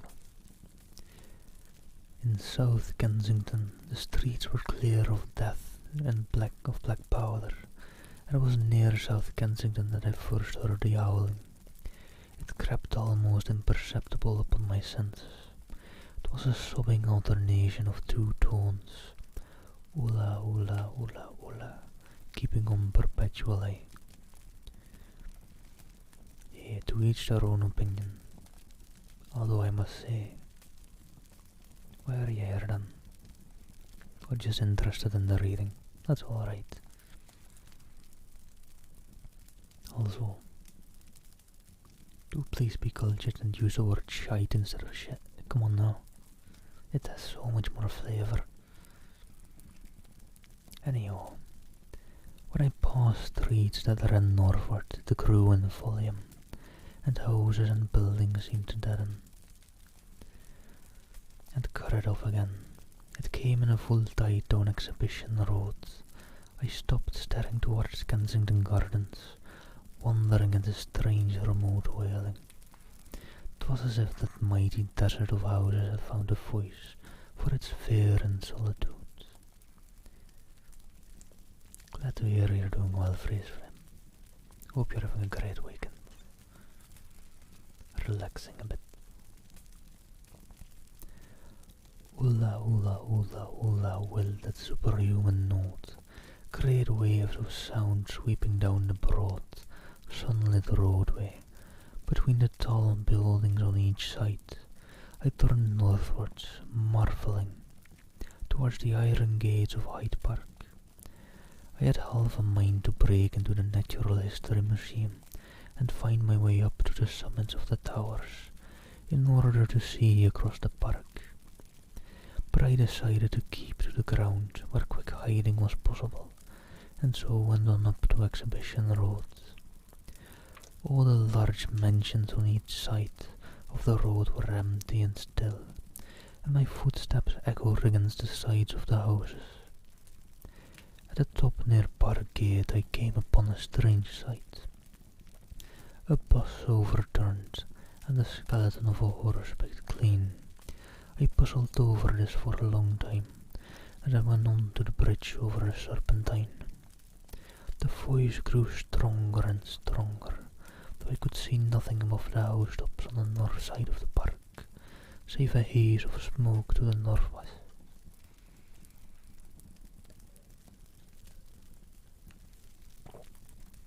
"Oola, oola, oola, oola," cried the voice, coming, as it seemed to me, from the district about Regent's Park. The desolating cry worked upon my mind. The mood that had sustained me passed. The wailing took possession of me. I found I was intensely weary, footsore, and now again hungry and thirsty. It was already past noon. Why was I wandering alone in the city of the dead? Why was I alone when all London was lying in state, and in its black shroud? I felt intolerably lonely. My mind ran on old friends that I had forgotten for years. I thought of the poisons in the chemist's shop, of the liquors the wine merchant stored.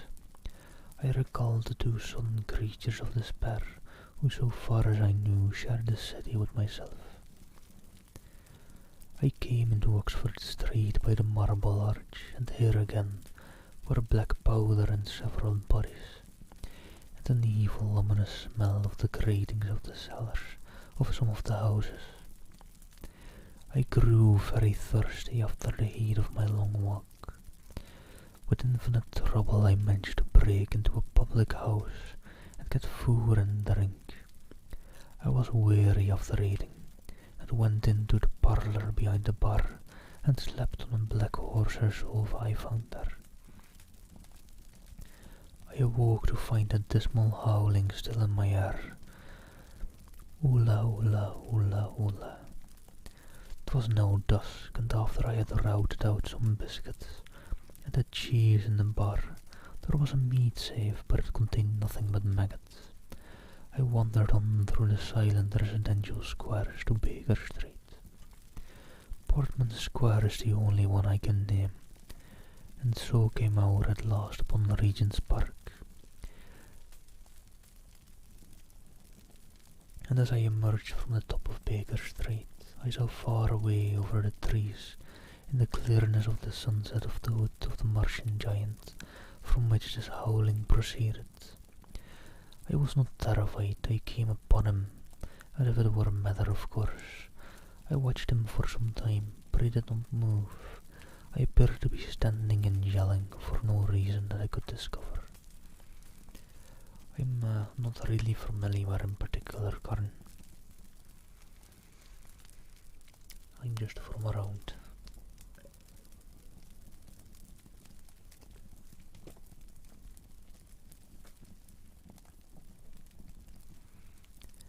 I tried to formulate a plan of action.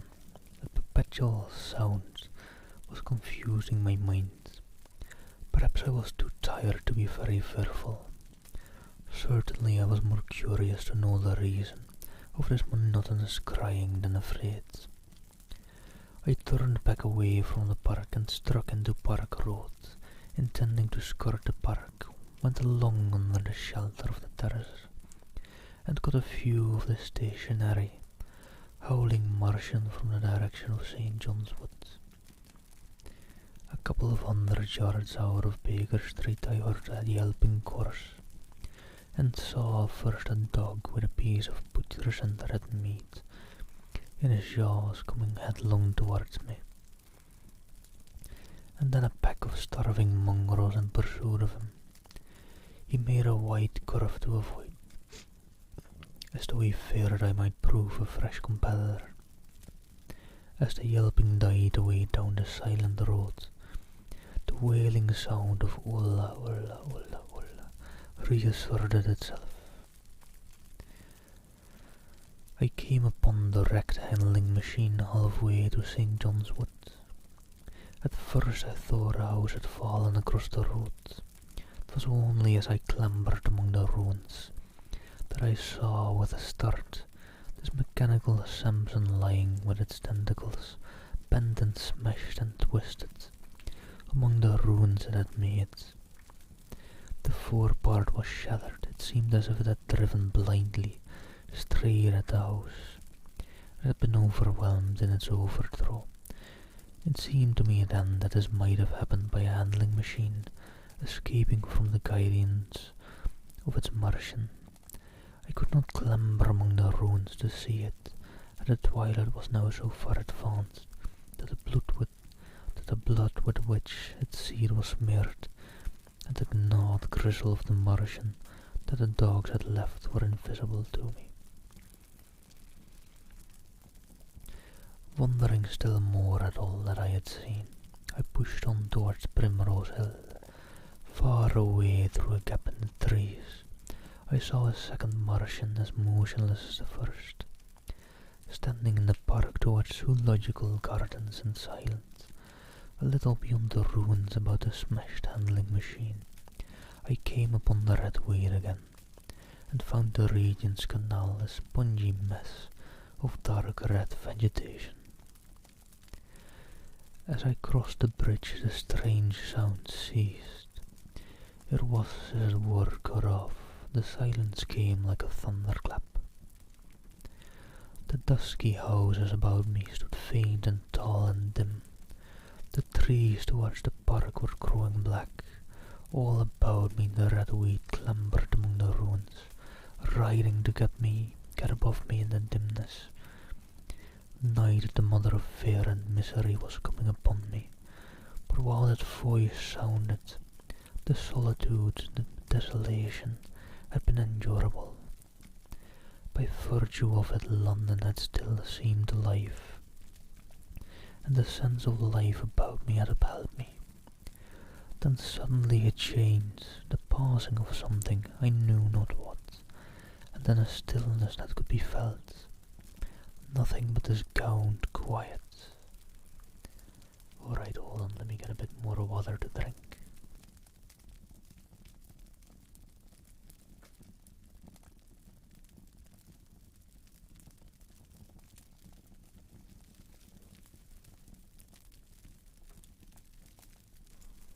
Let me maybe actually get some chapstick on my lips as well. They're a bit dry.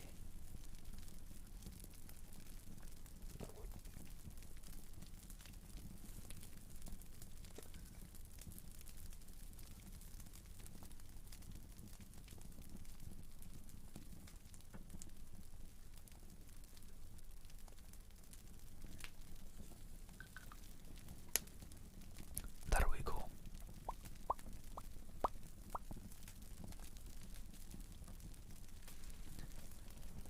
London about me gazed at me spectrally. The windows in the white houses were like the eye sockets of skulls. About me my imagination found 1,000 noiseless enemies moving. Terror seized me, a horror of my temerity. In front of me the road became pitchy black, as though it was starred, and I saw a contorted shape lying across the pathway. I could not bring myself to go on. I turned down St. John's Wood Road and ran headlong from this unendurable stillness towards Kilburn. I hid from the night and the silence until long after midnight in a cabman's shelter in Harrow Road. But before the dawn my courage returned, and while the stars were still in the sky, I turned once more towards the Regent's Park. I missed my way among the streets, and presently saw down a long avenue. In the half-light of the early dawn, the curve of Primrose Hill, and on the summit towering up to the fading stars, was a third Martian, erect and motionless like the others. An insane resolve possessed me. I would die intended, and I would save myself even the trouble of killing myself.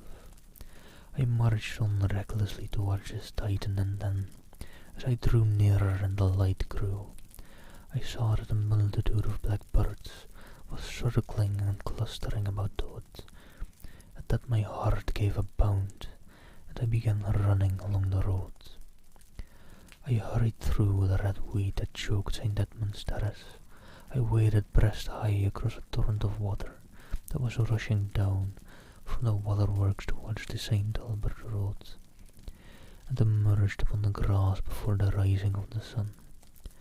Great mounds had been heaped about the crest of the hill, making a huge redoubt of it. It was the final and largest place the Martians had made, and from behind these heaps there rose a thin smoke against the sky. Against the skyline an eager dog ran and disappeared. The thought that had flashed into my mind grew real, grew credible. I felt no fear, only a wild, trembling exultation, as I ran up the hill towards the motionless monster. Out of the hood hung lank shreds of brown, at which the hungry birds pecked and tore. In another moment I had scrambled up the earth and rampart, and stood upon its crest, and the interior of the redoubt was below me. A mighty space it was, with gigantic machines here and there within it. Huge mounds of material in strange shelter places, and scattered about it, some in their overturned war machines, some in the now rigid handling machines, and a dozen of them, stark and silent and laid in a row, were the Martians, dead, slain by the putrefactive and disease bacteria against which their systems were unprepared. Slain as the red weed was being slain, slain after all men's devices had failed, by the humblest things that God in his wisdom has put upon this earth. It's an interesting twist.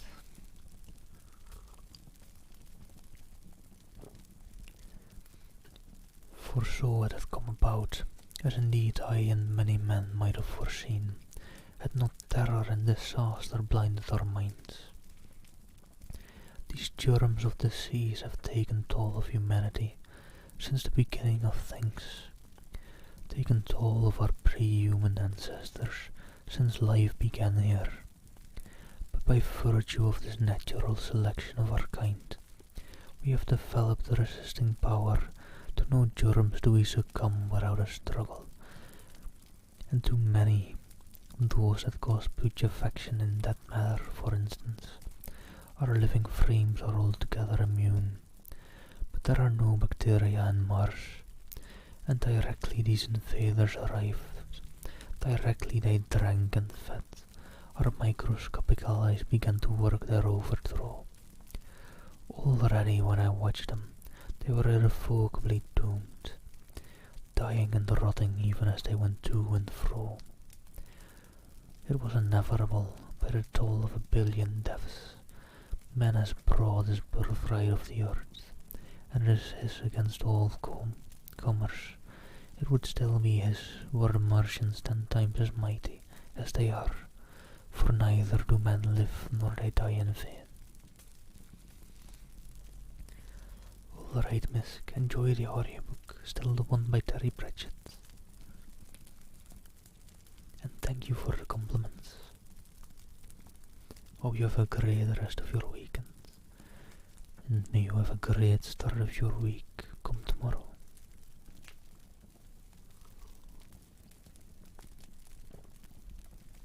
How long is that audiobook, if I may ask?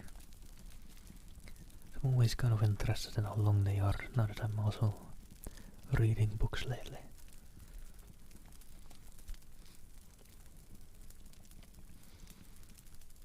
Could see if I can find an audiobook for The War of the Worlds, kind of compare times. It's not a race, of course, but I'm just interested in dumb little things like that sometimes. It's a bit longer of a series, but 6 to 8 hours. That's a long series in general, then, though. That's interesting. That must have taken a while to record as well. Because honestly, I don't feel like when recording that... Hold on. A loud car passing by. There we go. But yeah, I don't feel like when recording something like that, you'd go for 8 hours a day in a full-time working setting. You'd probably go maybe 4, maybe 6 as a stretch. But I've been noticing just reading like that. But recording audiobooks, probably limited at 4 to 6 hours in a day.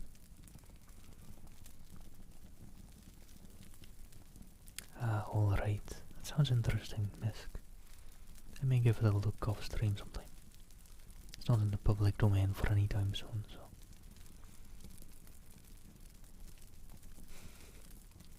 Well, what, Ellie? My lovely voice, oh, thank you very much. You know what's perfect? As background noise whilst I'm working, so that I don't get increasingly aggravated at my colleagues.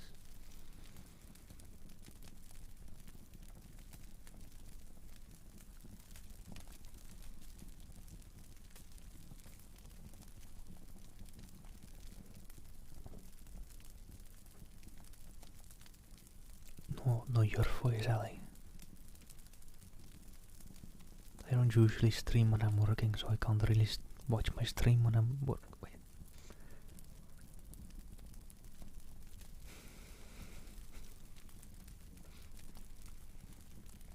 Anyhow, short sort of thing there almost. Alright, Ellie, good luck with that game. You've got this. Guessing you're back to playing DPS now, right? Maybe. I don't know. Depends. Anyhow. For so it had come about, as indeed I and many men might have foreseen. Oh wait, I already did the paragraph. One paragraph further.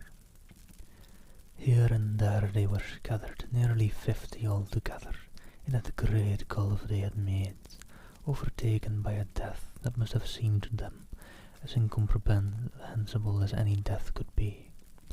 To me also at that time this death was incomprehensible. All I knew was that these things that had been alive, and so terrible to men, were dead.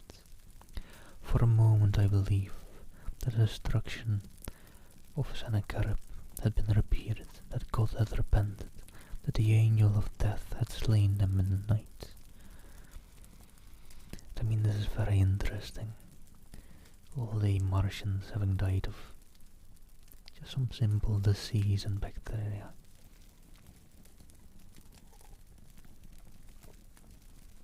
And last, by the way, thank you for the follow. Hope you're doing well.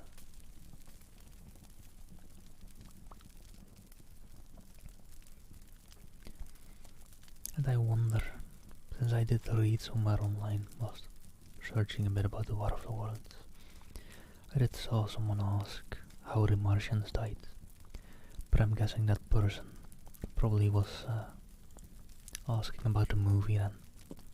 It's probably a bit more vague in that. I stood staring into the pit, and my heart lightened gloriously, even as the rising sun struck the world to fire about me with his rays.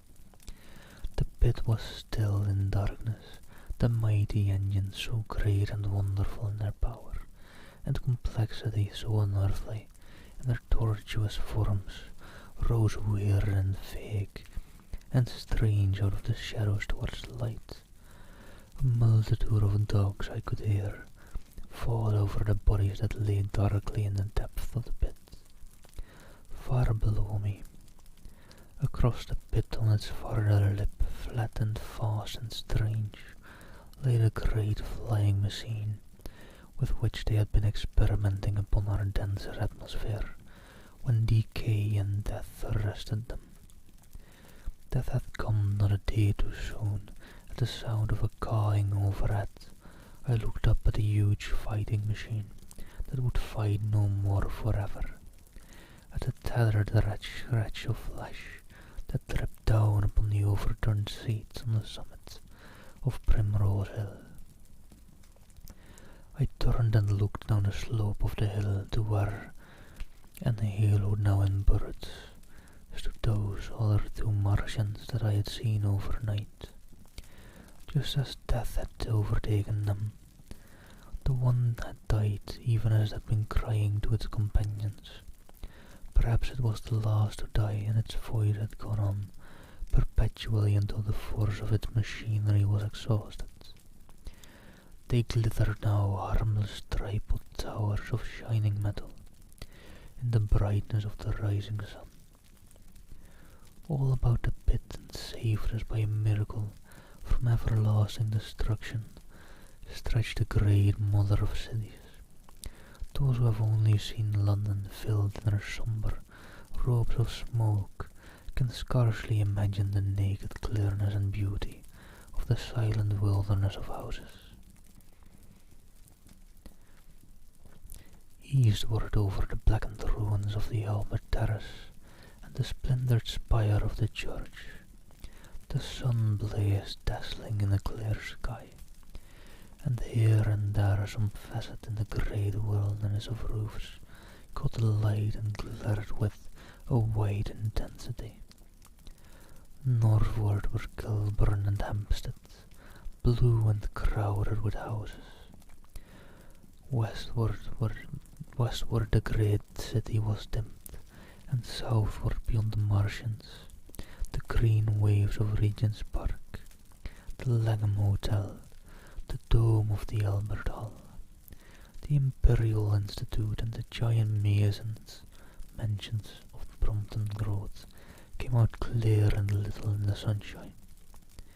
The jagged ruins of Westminster rising hazily beyond. Far away and blue were the Surrey Hills, and the towers of the Crystal Palace glittered like two silver rods.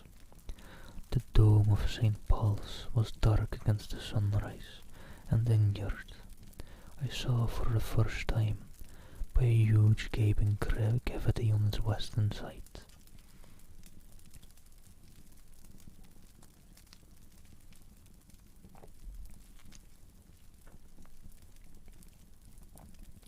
And as I looked at this wide expanse of houses and factories and churches, silent and bent, as I thought of the multitudinous hopes and efforts, the innumerable hosts of lives that had gone to build this human reef, and of the swift and ruthless destruction that had hung over it all, when I realized that the shadow had been rolled back, and that men might still live in the streets, and this dear fast-net city of mine be once more alive and powerful. I felt a wave of emotion that was near akin to tears. The torment was over, even that day the healing would begin. The survivors of the people scattered over the country, leaderless, lawless, footless, like sheep without a herd. The thousands who had fled by sea would begin to return, the pulse of life growing stronger and stronger, would appear again in the empty streets, and pour across the vacant squares whatever destruction was done. The end of the destroyer was stayed. All the gowned wrecks, the blackened skeletons of houses that stared so dismally at the sunlit grass of the hill, would presently be echoing with the hammers of the restorers and the ringing with the tapping of their trolls. At the thought I extended my hands towards the sky and began thanking God. In a year, thought I, in a year. With overwhelming force came thought of myself, of my wife and the old life of hope, and tender helpfulness that had ceased forever.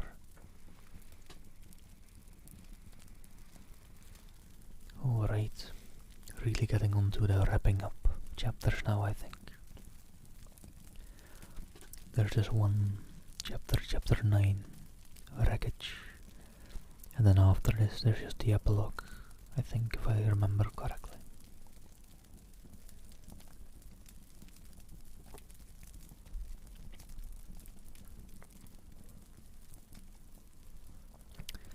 Chapter 9, Wreckage.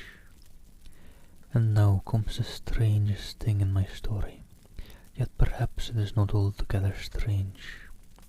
I remember clearly and coldly and vividly all that I did that day until the time that I stood weeping and praising God upon the summit of the Primrose Hill. And then I forget. Of the next 3 days I know nothing. I have learned since that, so far from my being the first discoverer of the Martian overthrow, several such wanderers as myself had already discovered this on the previous night. One man, the first, had gone to St. Martin's-le-Grand, and while I sheltered in the cabman's hut, had contrived to telegraph to Paris. Thence the joyful news had flashed all over the world. 1,000 cities, chilled by ghastly apprehensions, suddenly flashed into frantic illuminations. They knew of it in Dublin and Edinburgh, Manchester and Birmingham. At the time when I stood upon the verge of the pit, already men, weeping with joy as I have heard, shouting and staying their work to shake hands and shout, were making up trains, even as near as Crewe, to descend upon London. The church bells that had ceased a fortnight since suddenly caught the news, until all England was bell ringing. Men on cycles, lean-faced, unkempt, scourged along every country lane, shouting of unhoped deliverance, shouting to count staring figures of despair.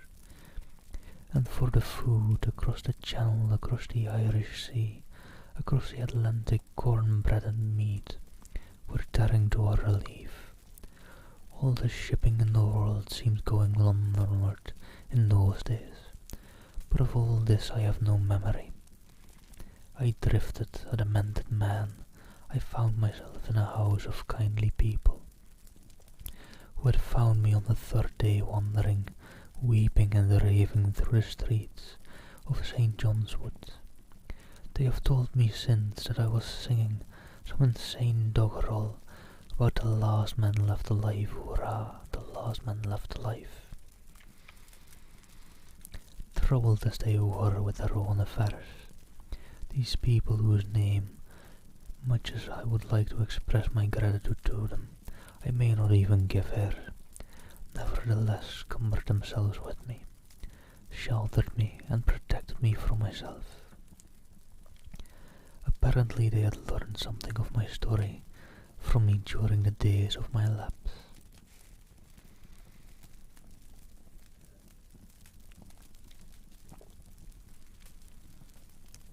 Very gently, when my mind was assured again, did they break to me what they learned of the fate of Leatherhead.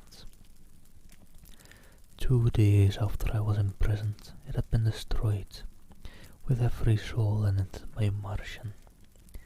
He had swept it out of existence, as it seems, without any provocation, as a boy might crush an anthill in the mere wantonness of power. I was a lonely man, and they were very kind to me. I was a lonely man and a sad one, and they bore with me. I remained with them 4 days after my recovery.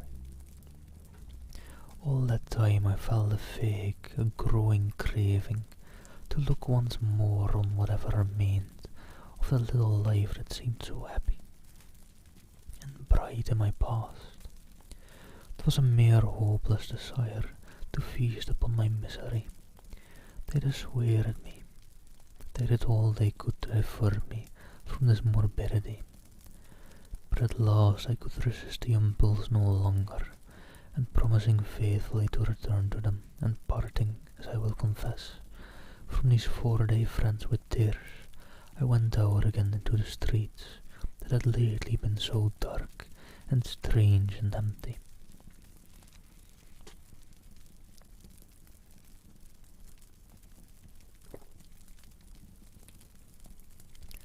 Already they were busy with returning people.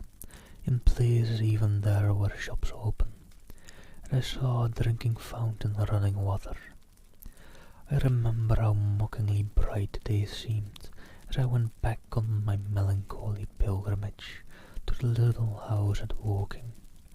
How busy the streets and vivid the moving life about me. So many people were abroad everywhere, busy than 1,000 activities, that it seemed incredible that any great proportion of the population could have been slain. But then I noticed how yellow were the skins of the people I met, how shaggy the hair of the men, how large and bright their eyes, and that every other man still wore his dirty rags. Their faces seemed all with one of two expressions, a leaping exultation and energy, or a grim resolution.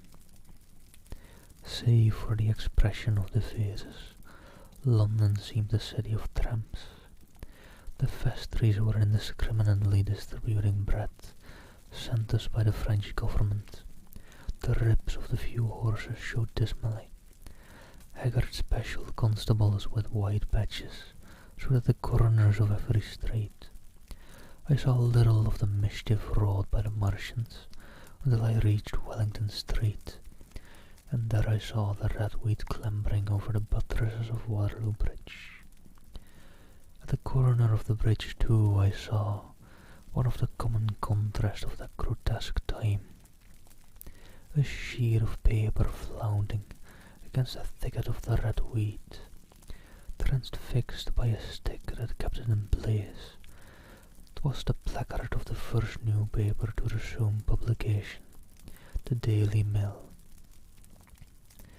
I bought a copy for a blackened shilling I found in my pocket. Most of it was in blank, but the solitary compositor who did the thing had amused himself by making a grotesque scheme of advertisement stereo on the back page. The matter he printed was emotional. The news organization had not as yet found its way back.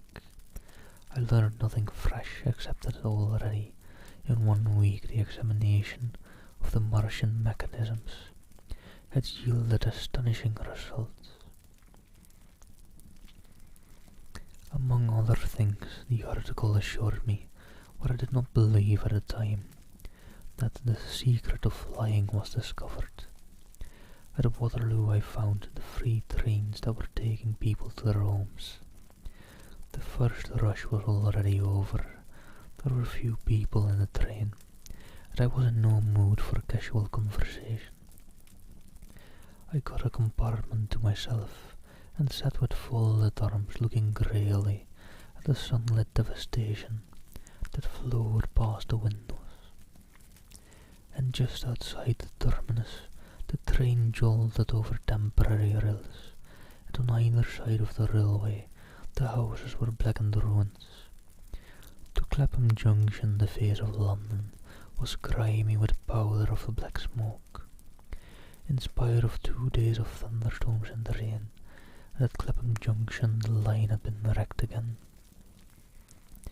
There were hundreds of out-of-work clerks and shopmen working side by side. with the customary nevies, and we were jolted over a hasty relaying.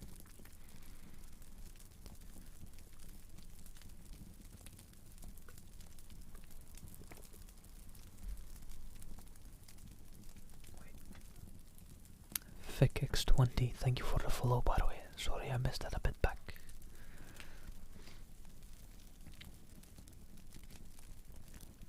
All down the line from there, the aspect of the country was gaunt and unfamiliar. Wimbledon particularly had suffered. Walton, by virtue of its unburned pine woods, seemed the least hurt of any place along the line. The Wendell, the Mole, a free little stream, was a heaped mess of red weeds, in appearance between butcher's meat and pickled cabbage.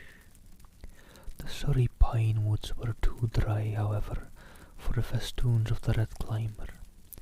Beyond Wimbledon, within sight of line, in certain nursery grounds were the heaped masses of earth about the 6-cylinder.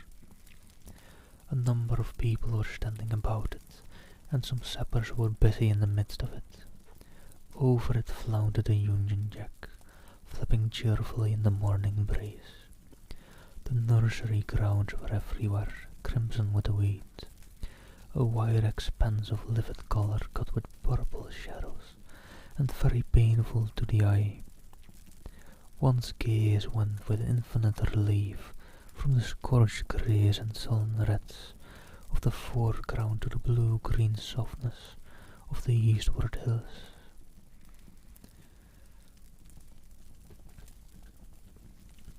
The line on the London side of Woking Station was still undergoing repair, so I descended at Byfleet Station and took the road to Maybury, past the place where I and the artilleryman had talked to the hussars, and on by the spot where the Martian had appeared to me in the thunderstorm. Here, moved by curiosity, I turned aside to find among a tangle of red fronts the warped and broken dog-cart with the whitened bones of the horse scattered and gnawed. For a time I stood regarding these vestiges. Then I returned through the pine wood, neck high with red weed here and there, to find the landlord of the spotted dog had already found burial, and so came home past the College Arms. A man standing at an open cottage door greeted me by name as I passed. I looked at my house with a quick flash of hope that faded immediately. The door had been forced, it was unfast and was opening slowly as I approached. It slammed again, the curtains of my study fluttered out of the open window from which I and the artilleryman had watched the dawn. No one had closed it since. The smashed bushes were just as I had left them nearly 4 weeks ago. I stumbled into the hall and the house felt empty. The stair carpet was ruffled and discoloured where I had crouched, soaked to the skin from the thunderstorm, the night of the catastrophe. Our muddy footsteps I saw still went up the stairs. I followed them to my study and found lying on my writing table still, with the selenite paper weighed upon it, the sheet of work I had left on the afternoon of the opening of the cylinder. For a space I stood reading over my abandoned arguments. It was a paper on the probable development of moral ideas, with the development of the civilizing process, and the last sentence was the opening of a prophecy. In about 200 years, I had written, we may expect. The sentence ended abruptly. I remember my inability. Hold on, there's someone meowing for attention again.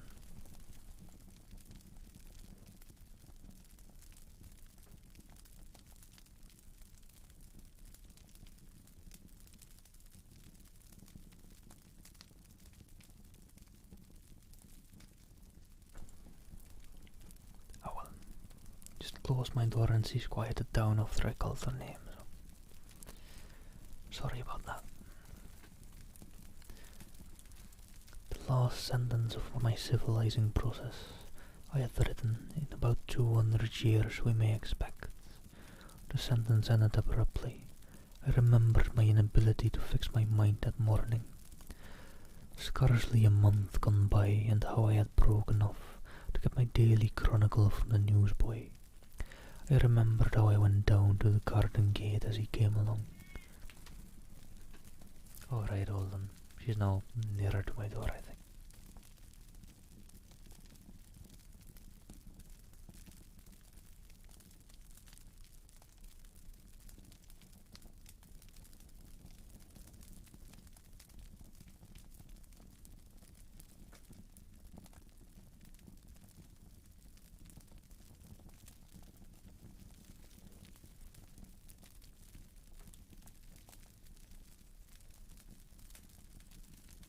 Alright, just squeezing her on my lap and hope that is the attention she's looking for.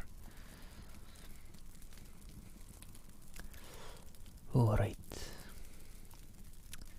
I remembered my inability to fix my mind that morning. Scarcely a month gone by, and how I had broken off to get my daily chronicle from the newsboy.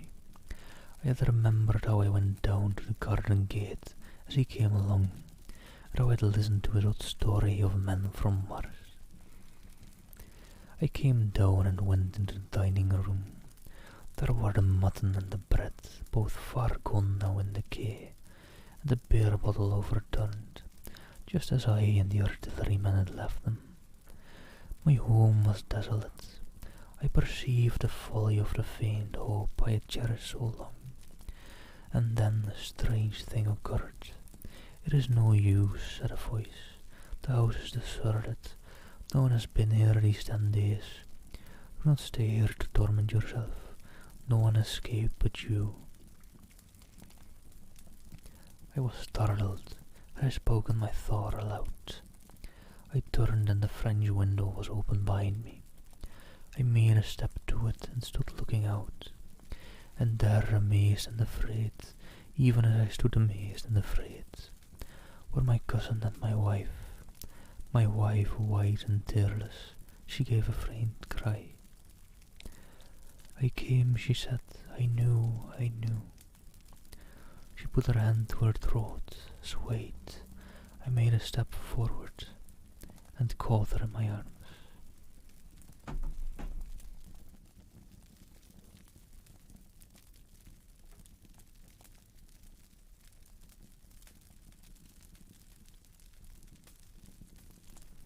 That's the end of that chapter. It's very weird. Somehow the writer manages to, with not that many words, make me very happy and slightly wanting to cry. There's a couple of tears coming up, but just of the reuniting of our main character and his wife.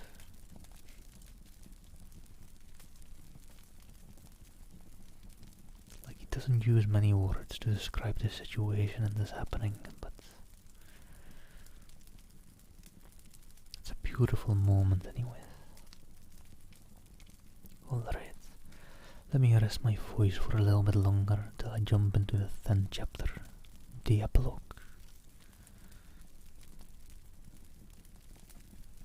I've also still got a cat here, which I'm not sure if she's gonna stay quiet, so I'm hoping so. I think she just wants attention, so her being here should hopefully be enough.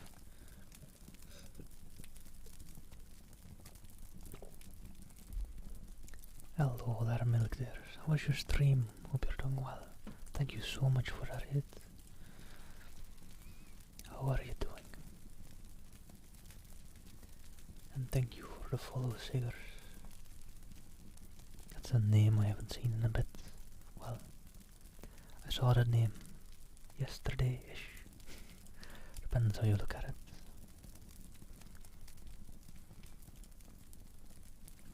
Hello there, sailors. Welcome. I'm doing great as well. Do you do ASMR as well? I assume so if you're raiding over this way. How do you do? How do you do? You do the ASMR. Well, alright. Let me just drop a follow then. Hold on.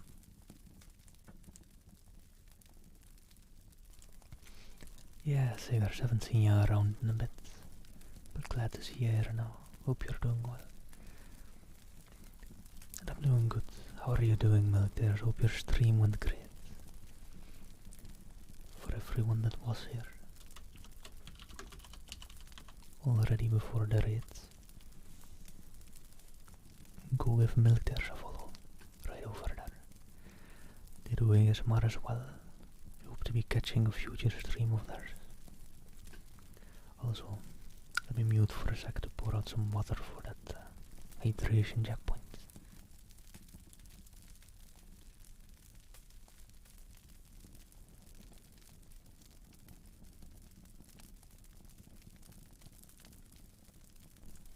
And let me see, I'm missing a couple of follows here, I think. Tomotho, thank you for the follow. Rasi Gamal, thank you for the follow. Milkthirst, thank you for the follow as well. Ruben, thank you for the follow. Hope you're all doing great and amazing. May you have a great week. And Rasi Gamal, thank you for keeping me hydrated.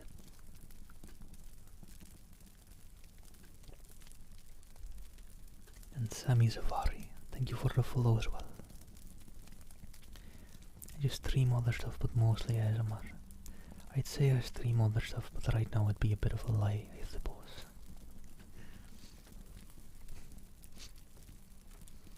And look there, my Harpoon Alley. Thank you for giving the raiders a warm welcome. Hope your Overwatch games are going well.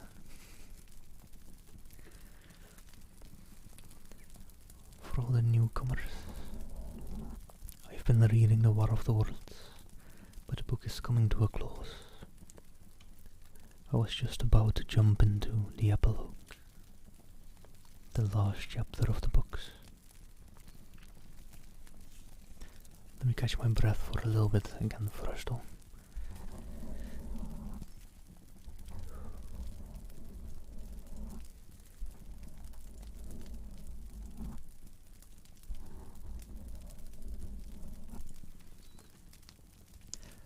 Alright.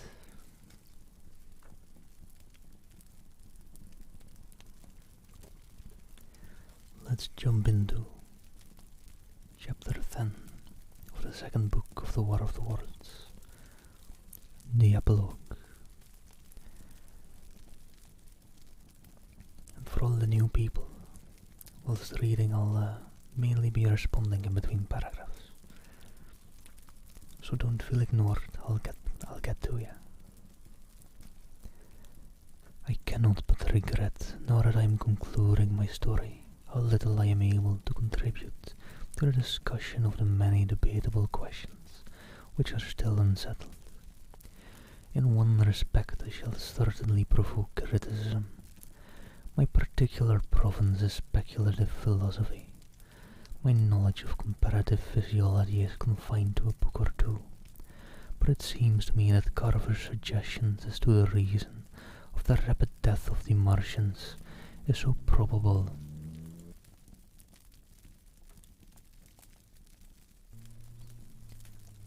Sorry, that was a car that is too loud to be good for its own good being, but oh well.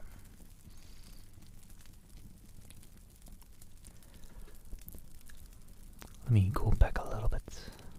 My knowledge of comparative physiology is confined to a book or two, but it seems to me that Carver's suggestion as to the reason of the rapid death of the Martians is so probable as to be regarded almost as a proven conclusion. I have assumed that in the body of my narrative. At any rate, in all the bodies of the Martians that were examined after the war, no bacteria, except those already known as terrestrial species, were found.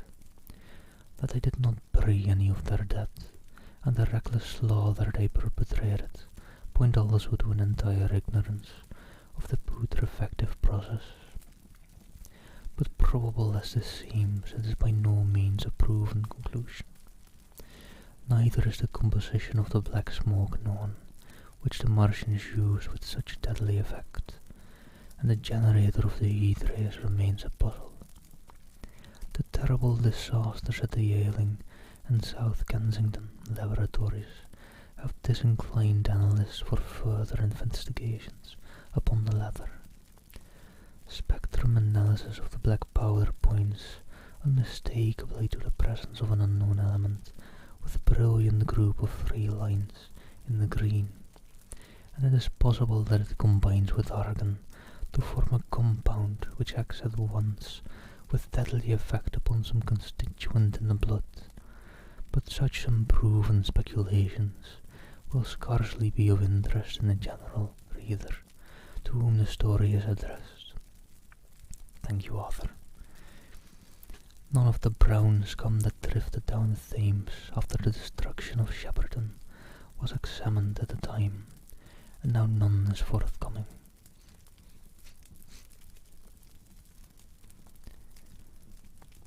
A question of graver and universal interest is the possibility of another attack from the Martians. I do not think that nearly enough attention is being given to this aspect of the matter.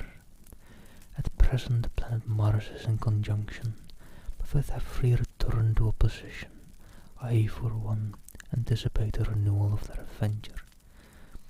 In any case, we should be prepared. It seems to me that it should be possible to define the position of the gun from which the shots are discharged, to keep a sustained watch upon this part of the planet, and to anticipate the arrival of the next attack. In that case, the cylinder might be destroyed with dynamite or artillery before it was sufficiently cool for the Martians to emerge, or they might be butchered by means of guns so soon as they screwed open. It seems to me that they have lost a vast advantage in the failure of their first surprise. Possibly they see it in the same light.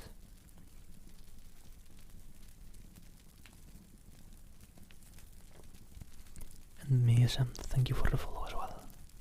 Sorry I missed that notification. Lessing has advanced excellent reasons for supposing that the Martians have actually succeeded in effecting a landing on the planet Venus. 7 months ago now, Venus and Mars were in alignment with the Sun. That is to say, Mars was in opposition from the point of view of an observer on Venus. Subsequently, a peculiar luminous and sinuous marking appeared on the unilluminated half of the inner planet, and almost simultaneously a faint dark mark of a similar sinuous character was detected upon a photograph of the Martian disk. One needs to see the drawings of these appearances in order to appreciate fully the remarkable resemblance in character. At any rate, whether we expect another invasion or not, our views of the human future must be greatly modified by these events. We have learned now that we cannot regard this planet as being fenced in and secure abiding place for men. We can never anticipate the unseen good or evil that may come upon us suddenly out of space. It may be that in the larger design of the universe, this invasion from Mars is not without its ultimate benefit for men. It has robbed us of that serene confidence in the future, which is the most fruitful source of decadence.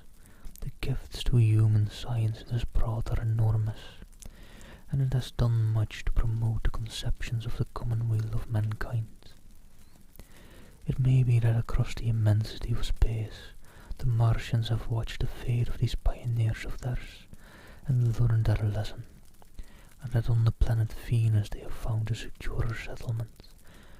Be that as it may, for many years yet, there will certainly be no relaxation of the eager scrutiny of the Martian disk, and those fiery darts of the sky, the shooting stars, will bring with them as they fall an unavoidable apprehension to all the sons of men. The broadcasting of men's views that has resulted can scarcely be exaggerated. Before the cylinder fell, there was a general persuasion that through all the deep of space no life existed beyond the very surface of our minute sphere. Now we see further. If the Martians can reach Venus, there is no reason to suppose that the thing is impossible for men. And when the slow cooling of the sun makes this earth uninhabitable, as at last it must do, it may be that the thread of life that has begun here will have streamed out and caught our sinister planet within its toils.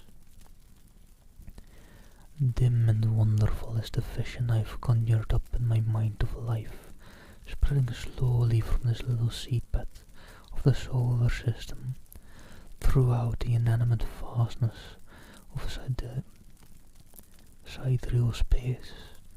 But that is a remote dream. It may be on the other end that the destruction of the Martians is only a reprieve to them and not to us. Perhaps is the future ordained.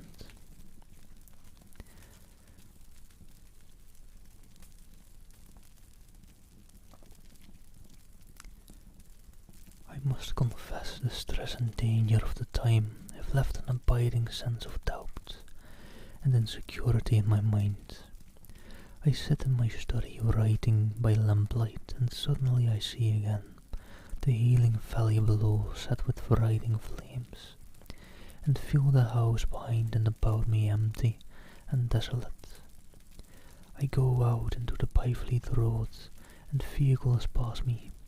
A butcher boy in a cart, a cab full of visitors, a workman on a bicycle, children going to school, and suddenly they become vague and unreal, and I hurry again, with the artillerymen through the hot, brooding silence. Of a night I see the black powder darkening the silent streets, and the contorted bodies shrouded in that layer. They rise upon me tethered and dog-bitten. They gibber and grow fiercer, paler, uglier, mad distortions of humanity at last. And I wake cold and wretched in the darkness of the night. Poor man having nightmares now, but, well, who wouldn't after what he's been through? For all the newcomers from many of the raids, our main character has been through an alien invasion and seen quite a lot of things by now. I go to London and see the busy multitudes in Fleet Street and the Strand, and it comes across my mind that they are but a ghost of the past, haunting the streets that I have seen silent and wretched, going to and fro, phantasms in a dead city, the mockery of life in a galvanized body. And strange too, it is to stand on Primrose Hill, as I did but a day before writing this last chapter, to see the great province of houses, dim and blue through the haze of the smoke and mist, vanishing at last into the vague lower sky, to see the people walking to and fro among the flower beds on the hill, to see the sightseers about the Martian machine that stands there still, to hear the tumult of playing children, and to recall the time when I saw it all bright and clear-cut, hard and silent under the dawn of that last great day. And strangest of all is it to hold my wife's hand again, and to think that I have counted her, and that she has counted me among the dead.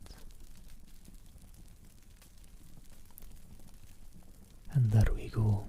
That was the end of the books, The War of the Worlds. I love the little end at the epilogue. Just how strange the feeling may be of having counted your wife for dead and then being reunited with her.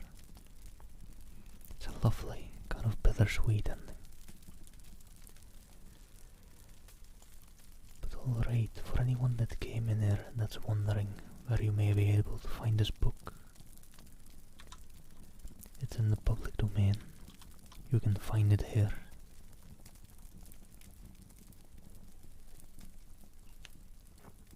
Link is in the chat for those just lurking.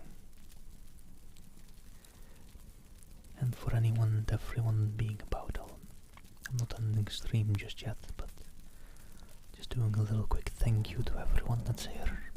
Thank you all for having been in, having listened to me reading through the War of the Worlds the last couple of days.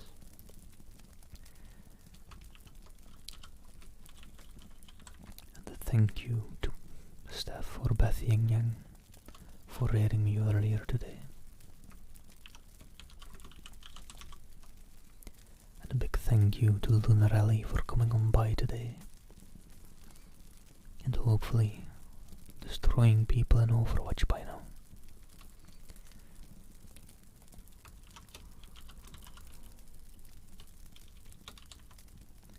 And then another thank you to Militaires for raiding me just a bit ago.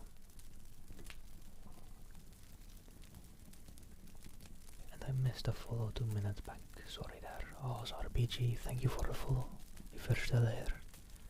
And Flaming Firehawk, thank you for the follow as well. Hope all your weekends are going great and amazing. And to everyone still here, would you be interested in me doing another hour or so of this stream? I can do some tarot, and I think if Ellie is still lurking about, she was kind of interested in some Dutch reading. So I could look up the Dutch little short story thing I had yesterday. If I can find it again.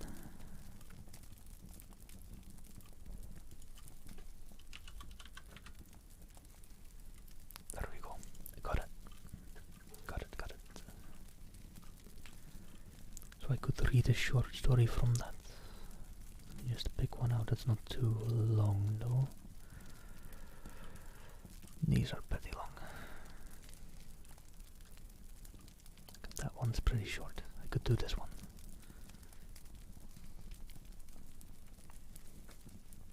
So let me know what you guys would be interested in. And I'm sorry, Ellie, if you're very busy in Overwatch and not able to answer right now. Would you guys like me to read a little Dutch short story or go over into some tarot reading and stuff? I will be reading other books, but today I won't be starting any big books, at the very least. Since people have been requesting it, and I'm not too certain on its copyright status just yet, but I've been looking into The Little Prince, since people have been highly requesting that book. So that should be coming up sometime. I don't know, I'll be streaming a bit less next week probably than I did this week. I kinda for fun was like, alright, let's try pushing myself to the edge and streaming every day for at least about 2 hours.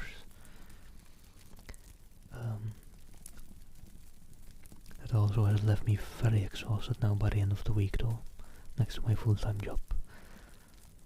But I think I'll be starting The Little Prince next weekend then, probably. And next week, whenever I stream, it'll probably be a bit more chill, either small short stories or something like that, or just chilling.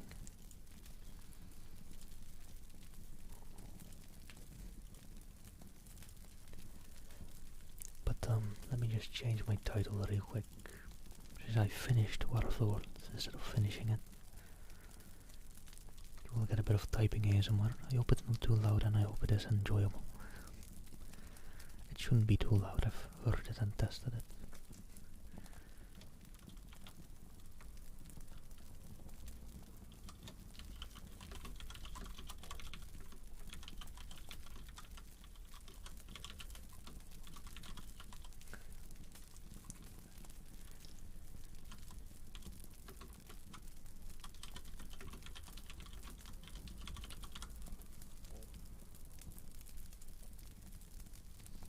Hey there, gentle fox, how do you do? Let me give that ASMR artist a shout out as well. I don't think I've been able to catch your streams in like a while, a long, long while. But there you go, as you may see from that.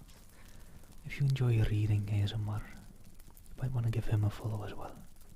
He does some great and fun reading as well. And thank you, it is in the public domain, that's good to know, that's good to know.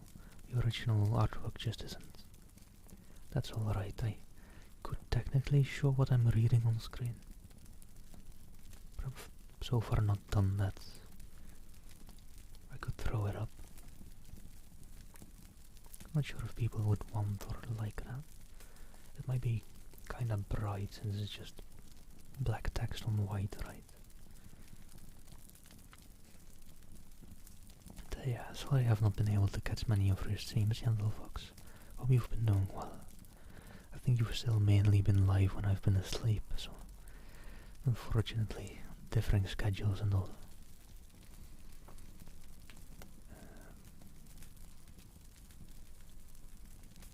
The 13 till. Alright then, Seattle, try and keep that in mind. If you want, I recently made a book suggestion channel on my Discord. I don't have much going on in my Discord for anyone wanting to join it. It's basically just for live notifications. Although, if you want, you can also chat in there with me. That's fine and fun too. And I made a book suggestions channel, so if you want, you can go drop stuff in there as well. But the Little Prince is probably up first. Did I miss any other thing? Oh, is it very picture based? Let me see if I can find it real quick. I didn't see it yet on Gutenberg and standardebooks.org. The two public domain book sites I mainly use. But I think it kind of recently went into public domain, right? I kind of saw when looking into it a little bit.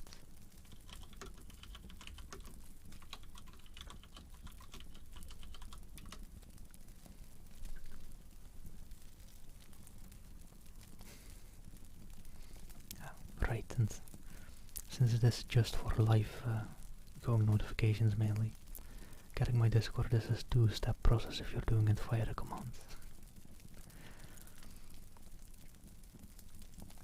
But yeah, that little disclaimer there.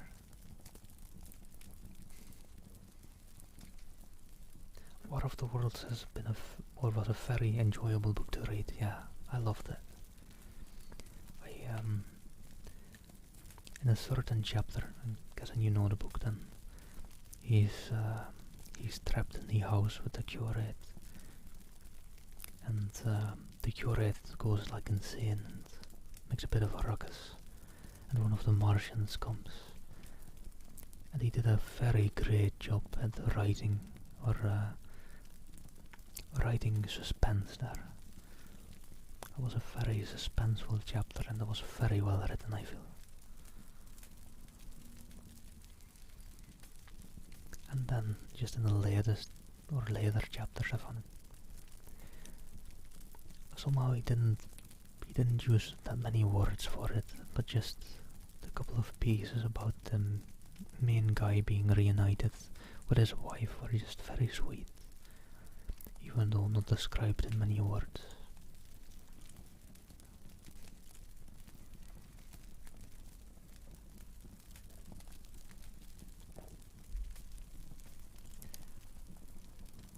I'm just looking at the Little Prince a little bit, by the way. I am seeing all the little drawings.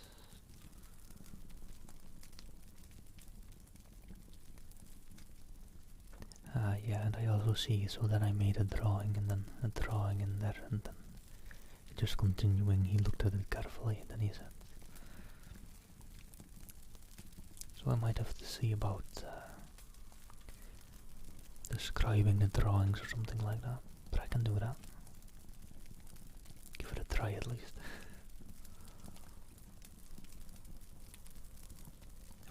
able to draw, I could just try and draw them myself.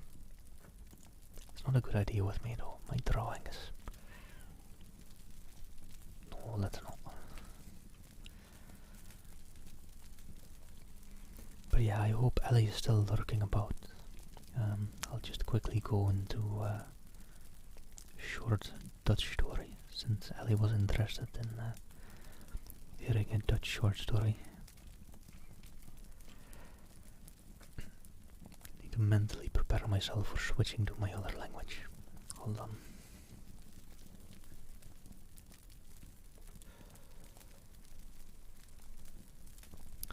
Een reisindruk.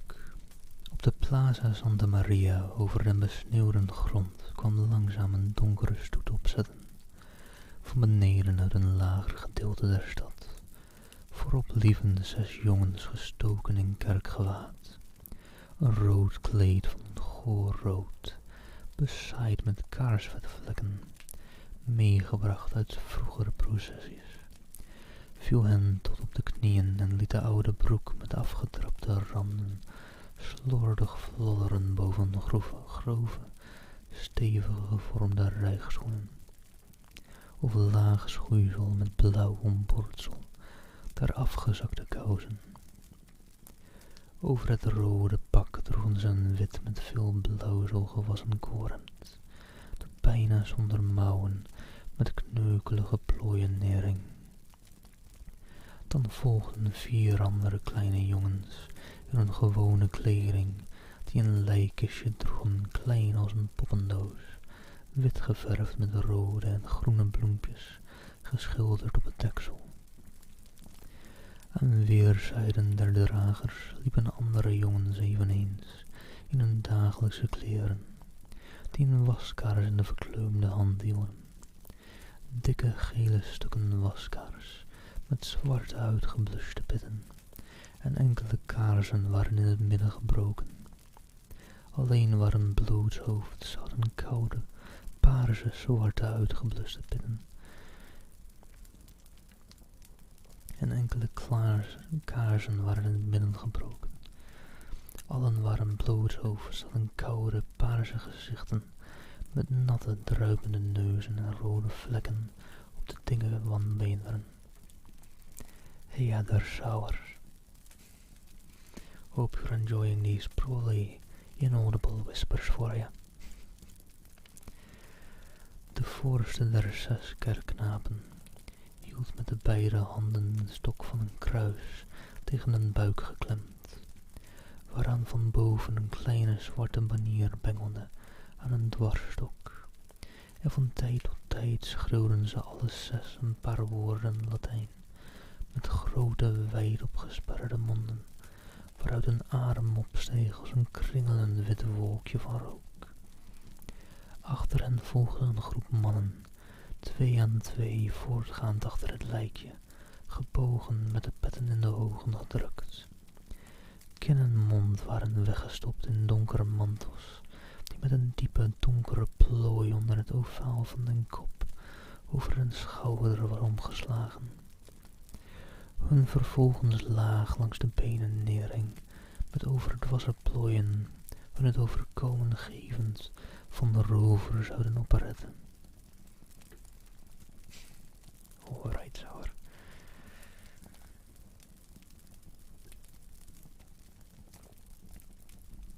That is nowhere near the end of this Dutch short story, by the way. So, hope you all are enjoying it. I've got quite a bit left. Of these 2 most probably inaudible whispers. Tegenover de kathedraal schoof de stoet tussen 2 donkere huizen een weg in, die met een bereden trap opging verder naar boven. Van beneden de plaats kon men den stoet zien klimmen, zich donker aftekend tegen de sneeuw met de rode jongens voorop, en de zwarte banier schommelend boven de hoofden der mannen, die bedaard opklommen, telkens een trede der trap meer achter zich latend, als een donkere lijn getrokken in de sneeuw. Om hen zag men brokken der stad, zware donkere huizen, met brede witte vlakken beplekt of gesneden door schuine lijnen sneeuw op de voor elkaar schuivende daken. Well, if Ellie is still lurking about, she's probably still playing Overwatch quite busily.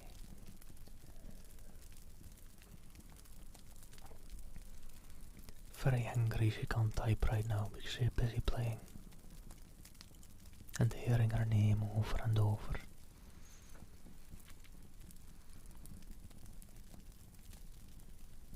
Oh, I missed your follow by the way, Gentle Fox, but thank you very much for the follow. Hope you're having a great and amazing weekend.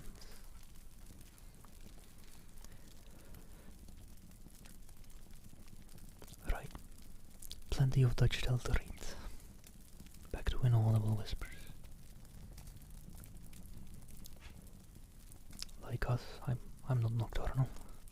I've got a full-time job to worry about that'll keep me from being nocturnal quite well.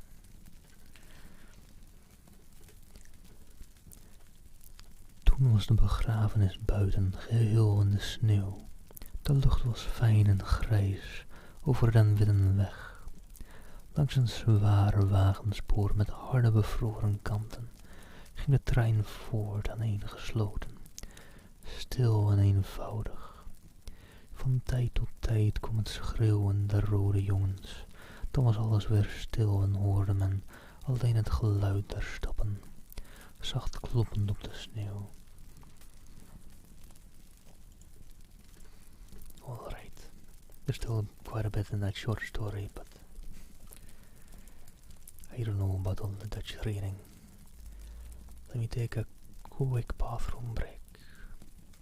I think and I'll be back in a bit after with some tarot. Probably not for too long that I'm still alive today. Need to go worry about dinner thereafter, but I'll be back in a sec. Haven't had any breaks yet this stream, so probably time for one, for a quick small one at least. See you all in a bit.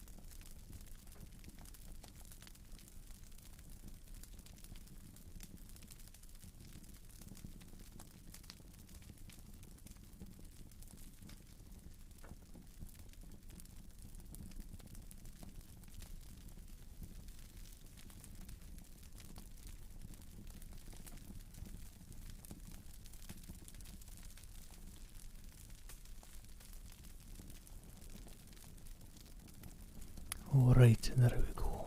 I'm back again.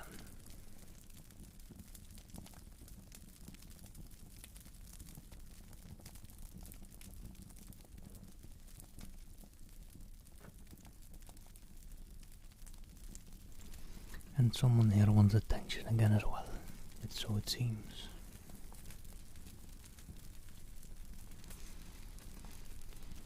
Not much of a purrer, unfortunately, but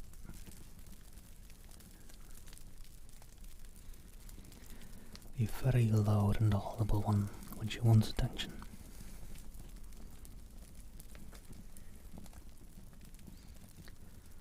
I'll just drop her on my lap for a bit, see if that quiets her down.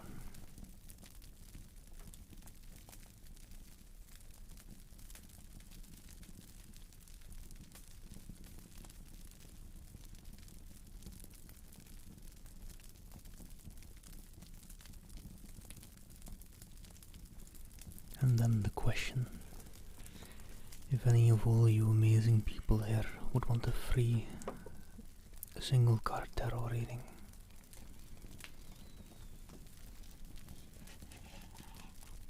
So I kinda guess that's become my activity for just before ending the stream.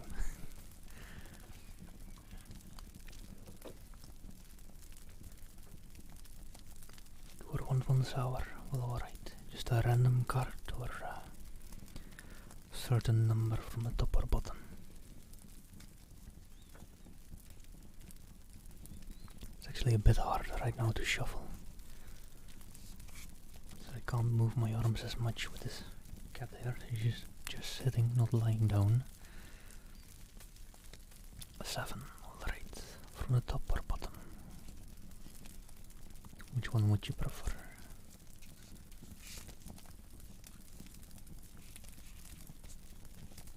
From the bottom, alright.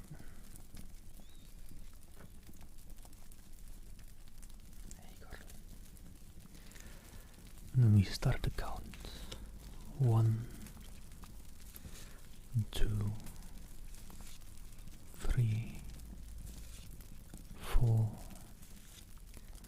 5, 6, and 7.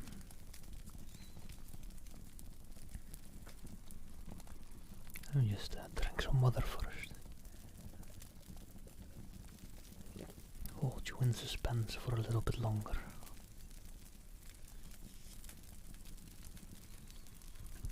But don't you worry, it's not a death card or anything. It's the, what number was it? It's the 4 of Wands.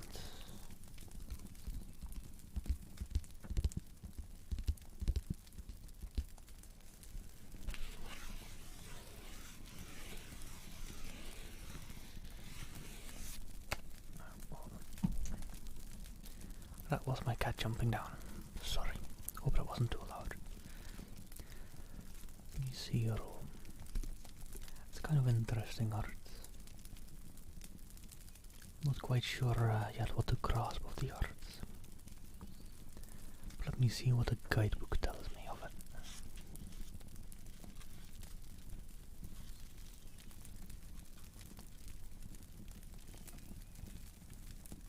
If I can go to the right page.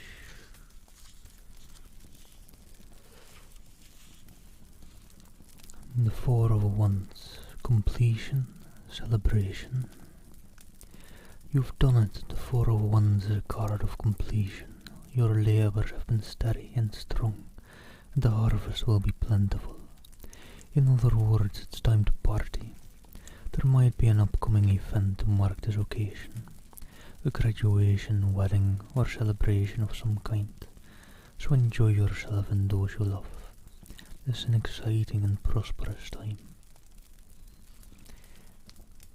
Belle, hey, how are you doing? Hope your day's been going well. Yeah, it's a very good card, Sour. Oh, thank you, Belle. How are you doing? Have you streamed any time lately? I've not seen you. Or I've been missing them, or I've just not seen them, or you haven't streamed.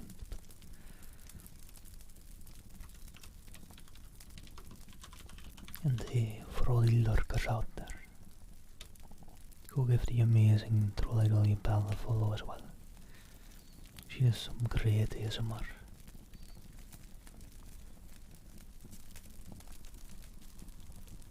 Oh right, I saw the snow. That was very nice.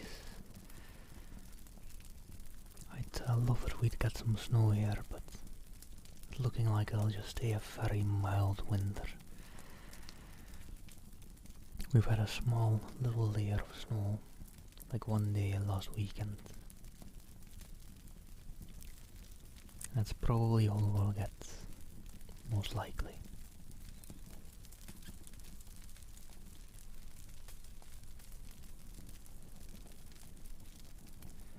But let me see, I'm kind of wrapping up, and usually what I do when kind of wrapping up the stream is just doing some single card tarot readings. So if anyone wants, let me know. I mean, let's get a small disclaimer out of the way as well. I'm not quite that spiritual and in no way a proper psychic, but it's just all in good fun. And if you happen to get the death card, then I probably shuffled wrong or something.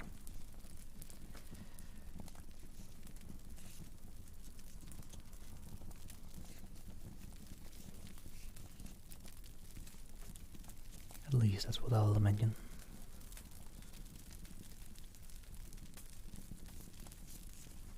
But let me actually maybe do a quick card pull for myself.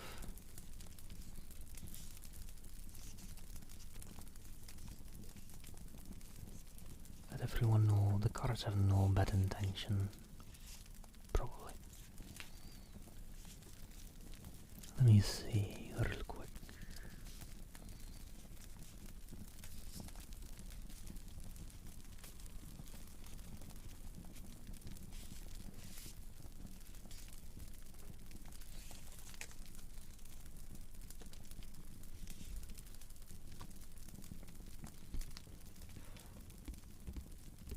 Not sure what this one is out of my head. It's a star. And it looks very positive. So I'll have to see.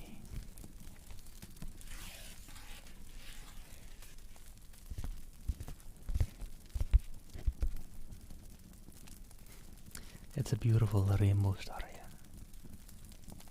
Trying to have it not cut out and not have too much glare of the ring light.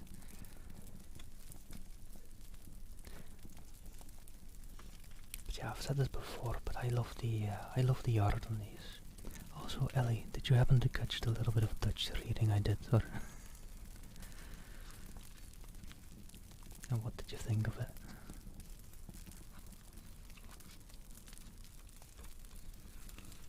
Right, let me see. It's number 16 of the Major Arcana. You didn't? Oh. I can do a little bit more in a bit then, I guess.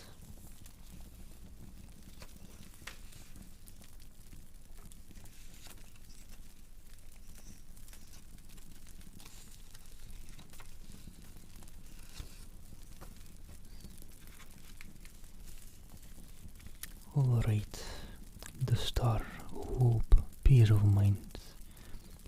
Standing outside on a dark night, you gaze up at the stars and sense glimmers of wonder and hope.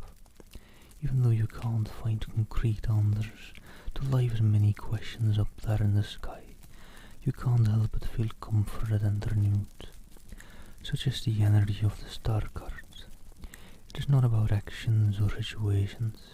It's simply about connecting to the part of you that is hopeful and serene. This force will bring light back into your life and infuse you with positivity. A lovely card.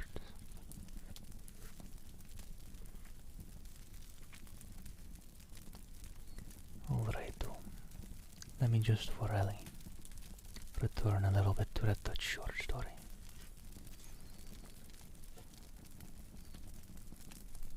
Just for you. De lucht was fijn en grijs over de witte weg langs een zware wagenspoor met harde bevroren kanten ging de trein voort aaneengesloten, stil en eenvoudig. Van tijd tot tijd kwam het schreeuwen der rode jongens. Dan was alles weer stil en hoorde men alleen het geluid der stappen, zacht kloppend op de sneeuw.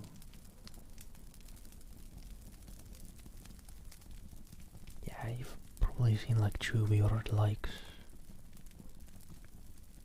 Speak Dutch, right? Or Rodi.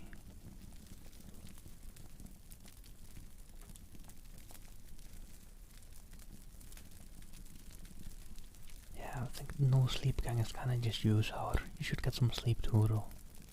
Sleep is good for you. Kinda freaks you out. Never mind then. Let's lay off the Dutch. Never mind. Let's stop that real quick. But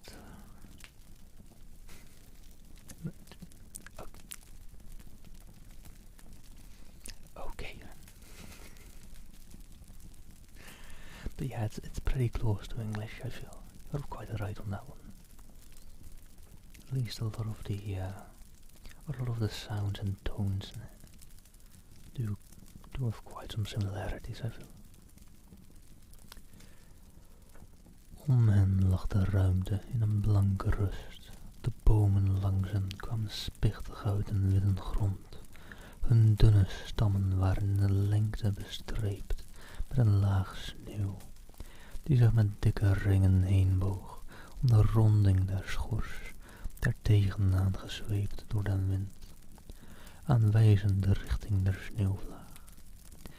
En de sneeuw had elk takje gemerkt met een laagje witte vlokken, en de vorst had die daar vastgehouden, aan de bomen het aanzien gevend van fijne witte fossielen, die in de koude verstening hun spartelende vormen hadden bewaard. Aan de ene zijde verlengde zich de weg onder sneeuwdekken, welvend naar omhoog, in brede blonde golvingen, waardoor hier en daar in de hoogte rosachtige muurtjes donkere zigzaglijnen trokken die de richting aanwezen van wegjes verloren geraakt in de sneeuw. En in dat grote bleke veld dwaalden her en der voetstappen van mensen die omhoog waren gegaan dwars door het veld. De witheid borend en storend met een gat donker, of er kwamen soms dode dorre grassprieten naar boven, als borstels, als dikke haren rijzend uit de donzige blanke vlakte.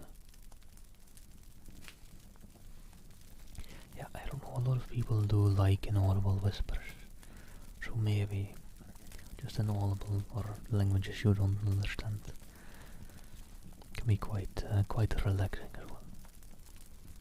Then it becomes kind of the ultimate background noise, right? Nothing comprehensible to you to even grasp a bit of attention of your mind. Alright, sure, let me finish this short story then. It's got a bit more. Aan de andere zijde daalde het veld omlaag, langzaam in brede, statige helling, om uitzicht te geven in een witte oneindigheid. Boven den zoom der glooiing kwamen de toppen van fijne boompjes, staande langs een laan welke men nauwelijks zag, die met het ijle gewriemel van geraamte het kleurloze veld omboorden als met een rag, zoals een fijne witte kant dat doet aan het witte doodskleed van een rijk overledene. In een teer lila maakten zij zich los uit de sneeuw, blank en blond en bleek, rustig en zacht als kalme, pijnloos gestorven kinderen, terwijl daarachter in de wijde ruimte, verstoord hier en daar, dichtbij of ver, enkele zomerwoningen uitstaken met besneeuwde daken. Als verafschuwde lijkenloodsen, verlaten staande, die een hardkleurige stijve murenmassa's schril en rauw werpen, kwamen tussen de besmetteloze tonen van de winter. Also, I guess you may have understood the word in there. Blond is quite close to the English blonde. Very, very similar in pronunciation as well. I'm trying to differentiate a bit there, but going back and forth between English and Dutch makes me not be too great at differentiating. But yeah, you may have understood that one. Alrighty, Sour, take care. Have a great rest of your day.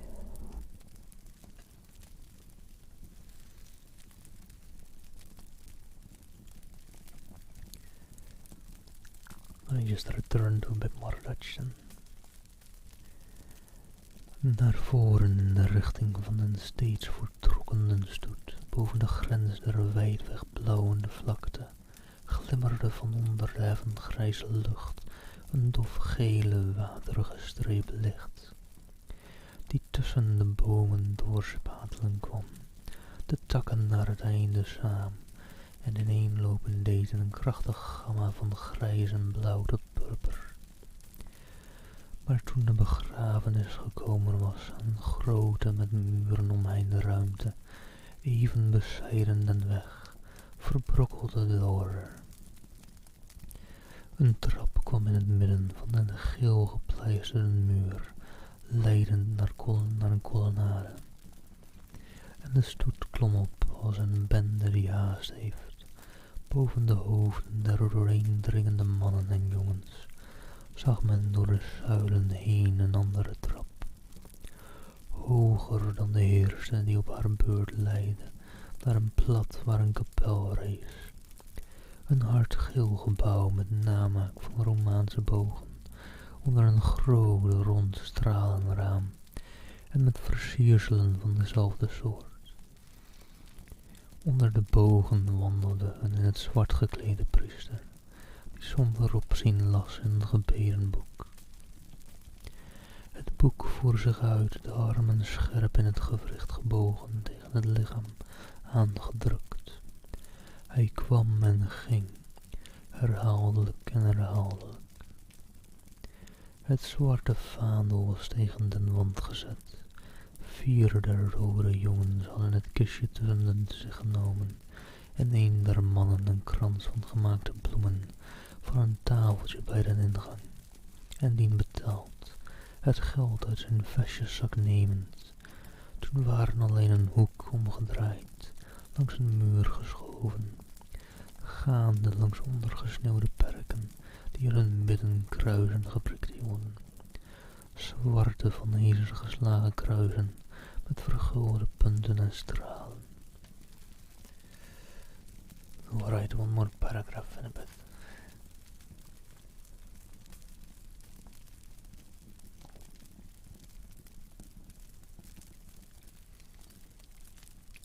En eer men recht zag hoe, lag het kleine witte kistje in een even kleine donkere groeve. En een man met een houweel in de hand was heen gestapt over de holte, het overspannend met beide benen. Hey, Sander Formo, if you're not sure what the hell I'm doing right now, I'm reading a short Dutch story, since some people requested a bit of Dutch reading for a bit.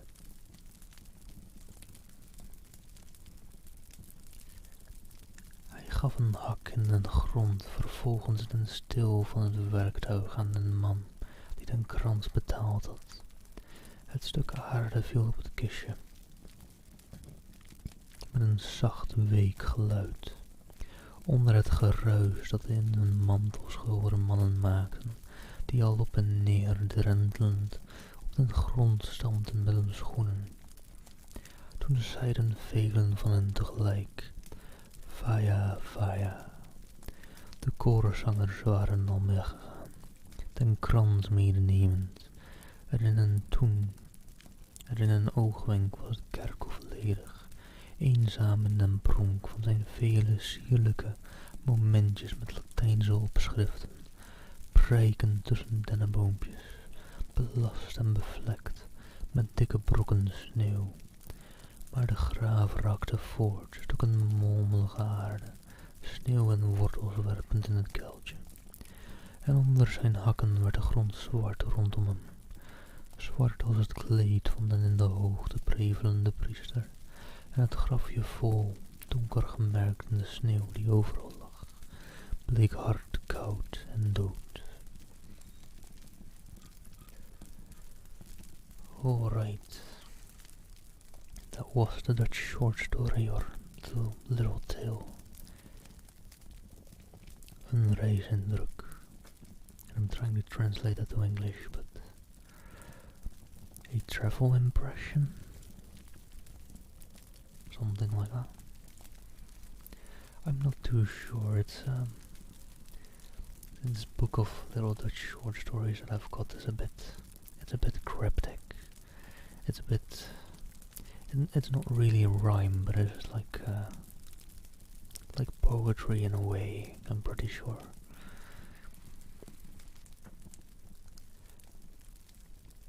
And well, I don't know.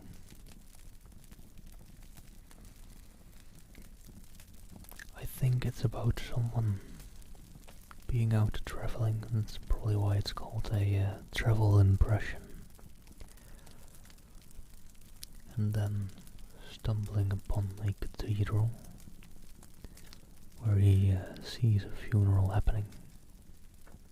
And then it kind of goes on about the symbolism between the funeral, and I think the ending is where it really gets into like symbolism of things, where it talks about the snow around the grave being dug, and the grave being dark, the earth that is just being dug out,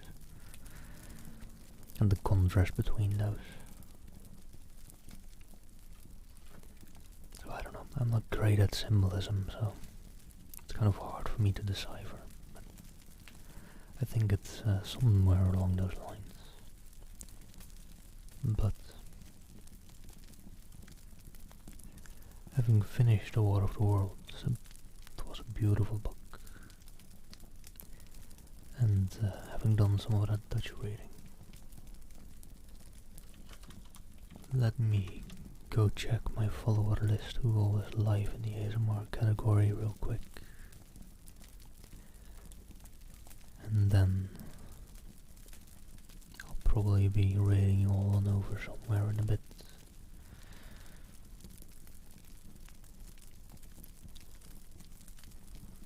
But if anyone in the meantime wants a quick single tarot card reading or the likes, let me know.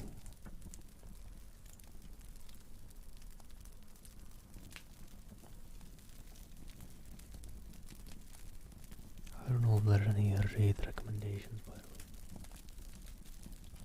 You are interested, Flaming Fire Rock? Well, alright. Let me get started on shuffling again for a bit then, and just ask you, would you want a random card just plucked out of the deck, or would you prefer a certain number from either the bottom or the top?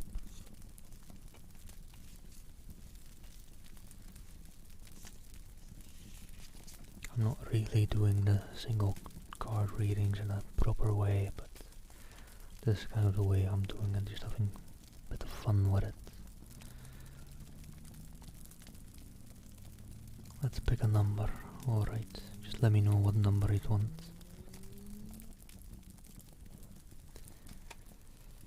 And whether you'd want it from the bottom or top.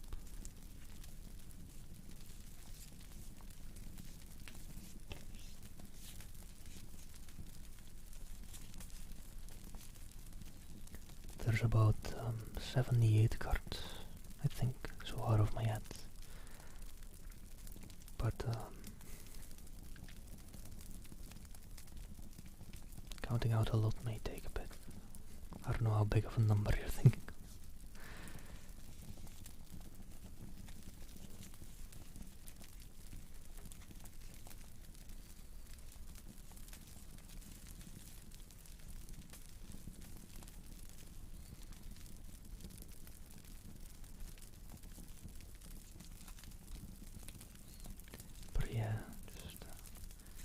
What I'll be doing then after picking the card is just reading out the description it's got in the guidebook. they'll often have a bit of kind of vague advice. And then I'll just let the person the reading was for figure out whatever way they want to apply that advice or whatever to their life, or whether they want to just assume I'm a bad psychic and the shuffle was kind of off, and the advice and situation the card depicted didn't fit really.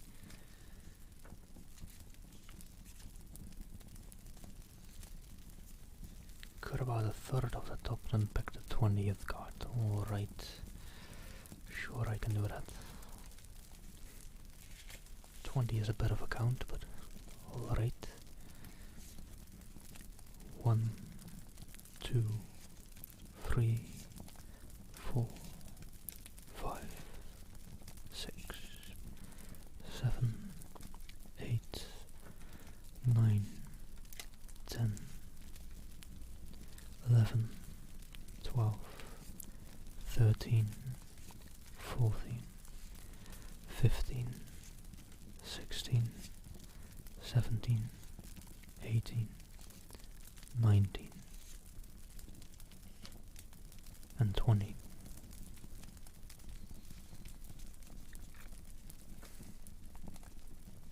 Right, I know a lot of, or at least some people kind of like counting as a trigger, right? I don't know. I don't get that one too much myself. I mean, I do just like it, it's plenty nice, but anyways, it's a Two of Swords. Let's just look at the art for a bit. Some interesting art, and I don't know, I can't really make out if it's a good or a bad card per se from the art.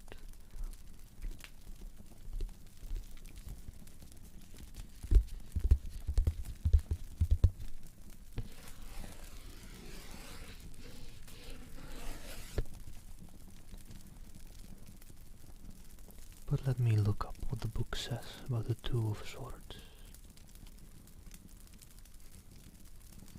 Oh, that's interesting. I mean, all of the cards in this deck, I feel, do have some great artwork that does have a chance at, I don't know.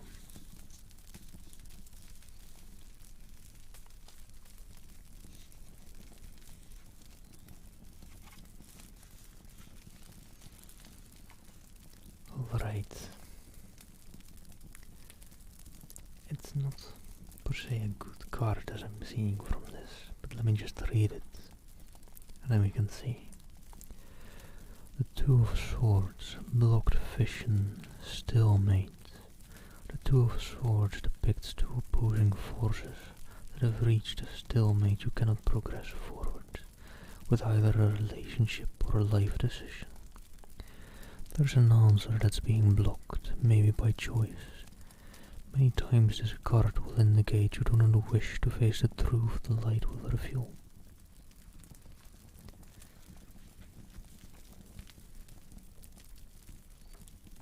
And yeah, I suppose we can kind of see that depicted in the art, at least a stalemate as well. But yeah, if you're like not really feeling a stalemate in my life, then let's just say my shuffling is probably off or whatever. I'm not a good or apprentice or like practiced psychic.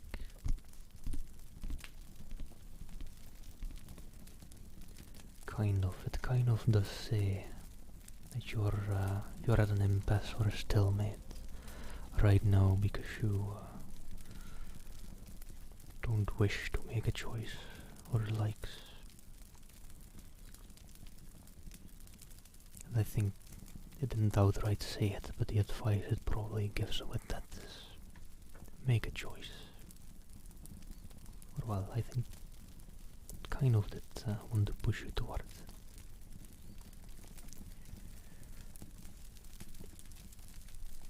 Alright, if anyone wants one more single card reading, let me know.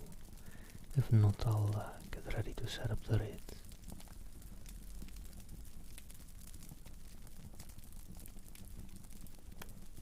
Well, that's something.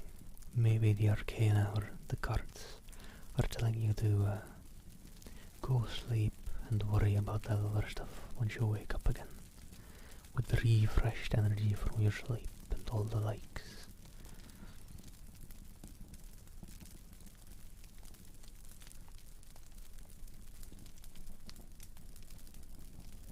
It sounds possible.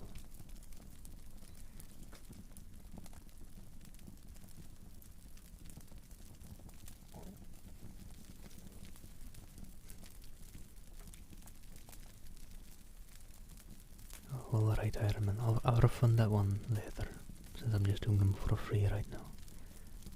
Do you want the random one? Alright. Let me get the shuffling real quick.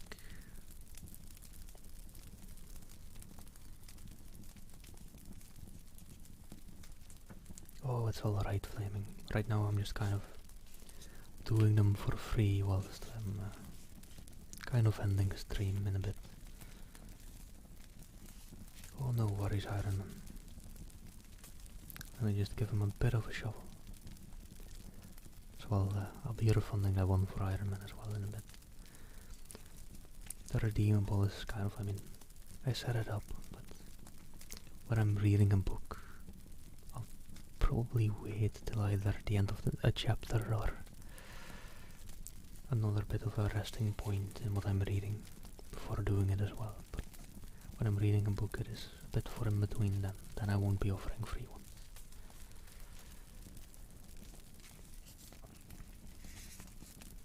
Alright.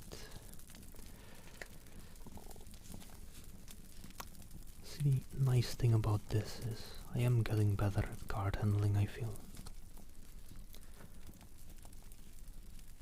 I'm not really getting better at making a good fan out of this massive deck, but which is what I keep doing to pull a random card. But there we do go. Alright, the Four of Cups, depicting a mouse or a rat sitting on top of the Four Cups with a bright crescent moon in the sky.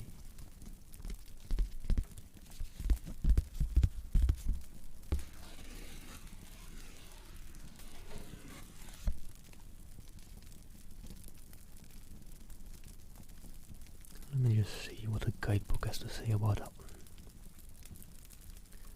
So I'm not too sure. The mouse may not be too good of a sign. But I don't know, there is light coming from the moon, so it may have something to do with hope.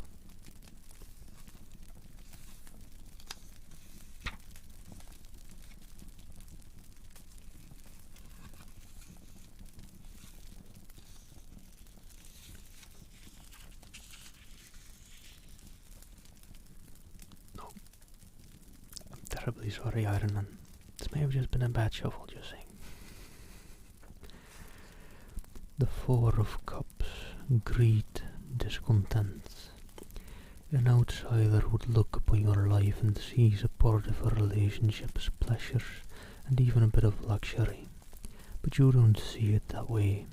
Instead, there's discontentment, apathy, and even greed for more.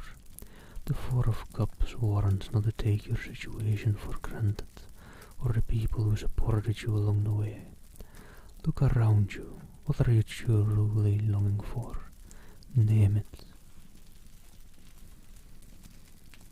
Alright. At a couple of things associated with it at the top, I kind of was like, that ain't too great a card, but the description is kind of alright. The description says you're doing well. Not sure that is the case, but feel free to apply that in any way you want to receive it. The description kind of sounds like you're doing well, but you're just not seeing it that way yourself, and maybe you need to find something that you want.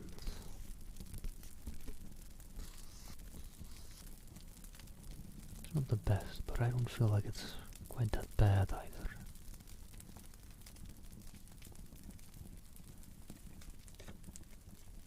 Sure we can. I think that'll be the last one though, then I've kind of got to go worry about that.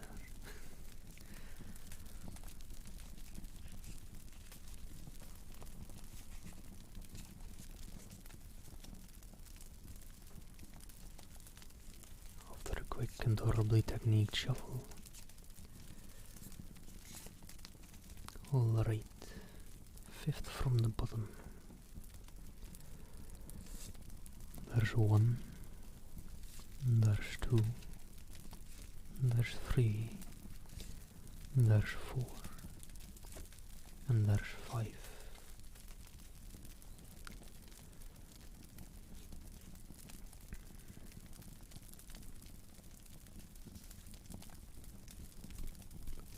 There is the, let me see real quick, the 9 of wands, I'm pretty sure.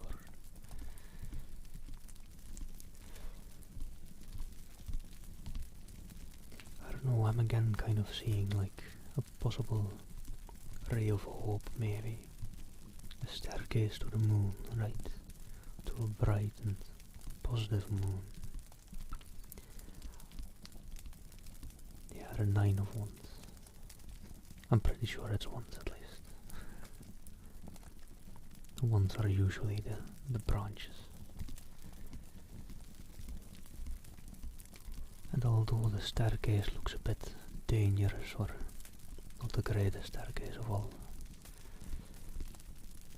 there is that bright, positive moon on the end. But let me see what the guidebook has to say though.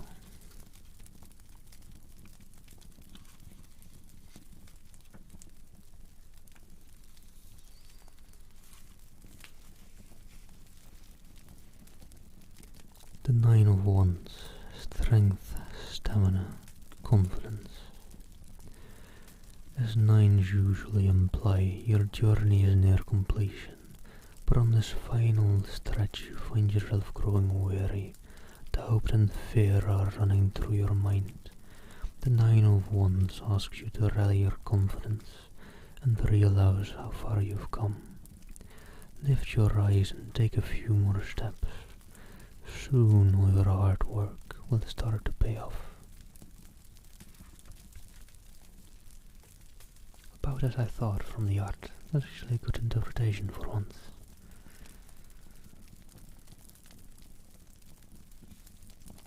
But yeah, the 9 of wands. I quite like that. I mean, the meaning of the card.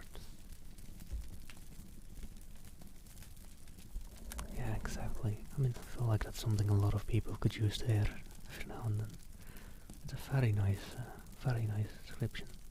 It kind of just advice to keep your head up, and you'll get there. But alright, thank you all for having been here. Let me get the raid set up. I'm gonna raid you all on over to Bluesberry. She's currently live with some ASMR.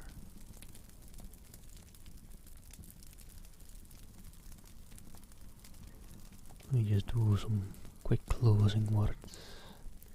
Thank you all for joining me today. Hope you all enjoyed. Hope you're all still enjoying your weekend, however close it may be coming to an end by now. Hope you all have a great start to your work week, if it's starting tomorrow. And hope you all have a great and refreshing sleep between today and tomorrow, to get that work week started off just right. And I think that's about it. Another quick thank you to Steph, Loon and Rally, to all the other great streamers that came by today. Militaires, I've yet to catch a stream of theirs, but I hopefully will soon. And Gentle Fox ASMR, to some lovely reading as well. They've lately usually been on when I've been asleep, unfortunately.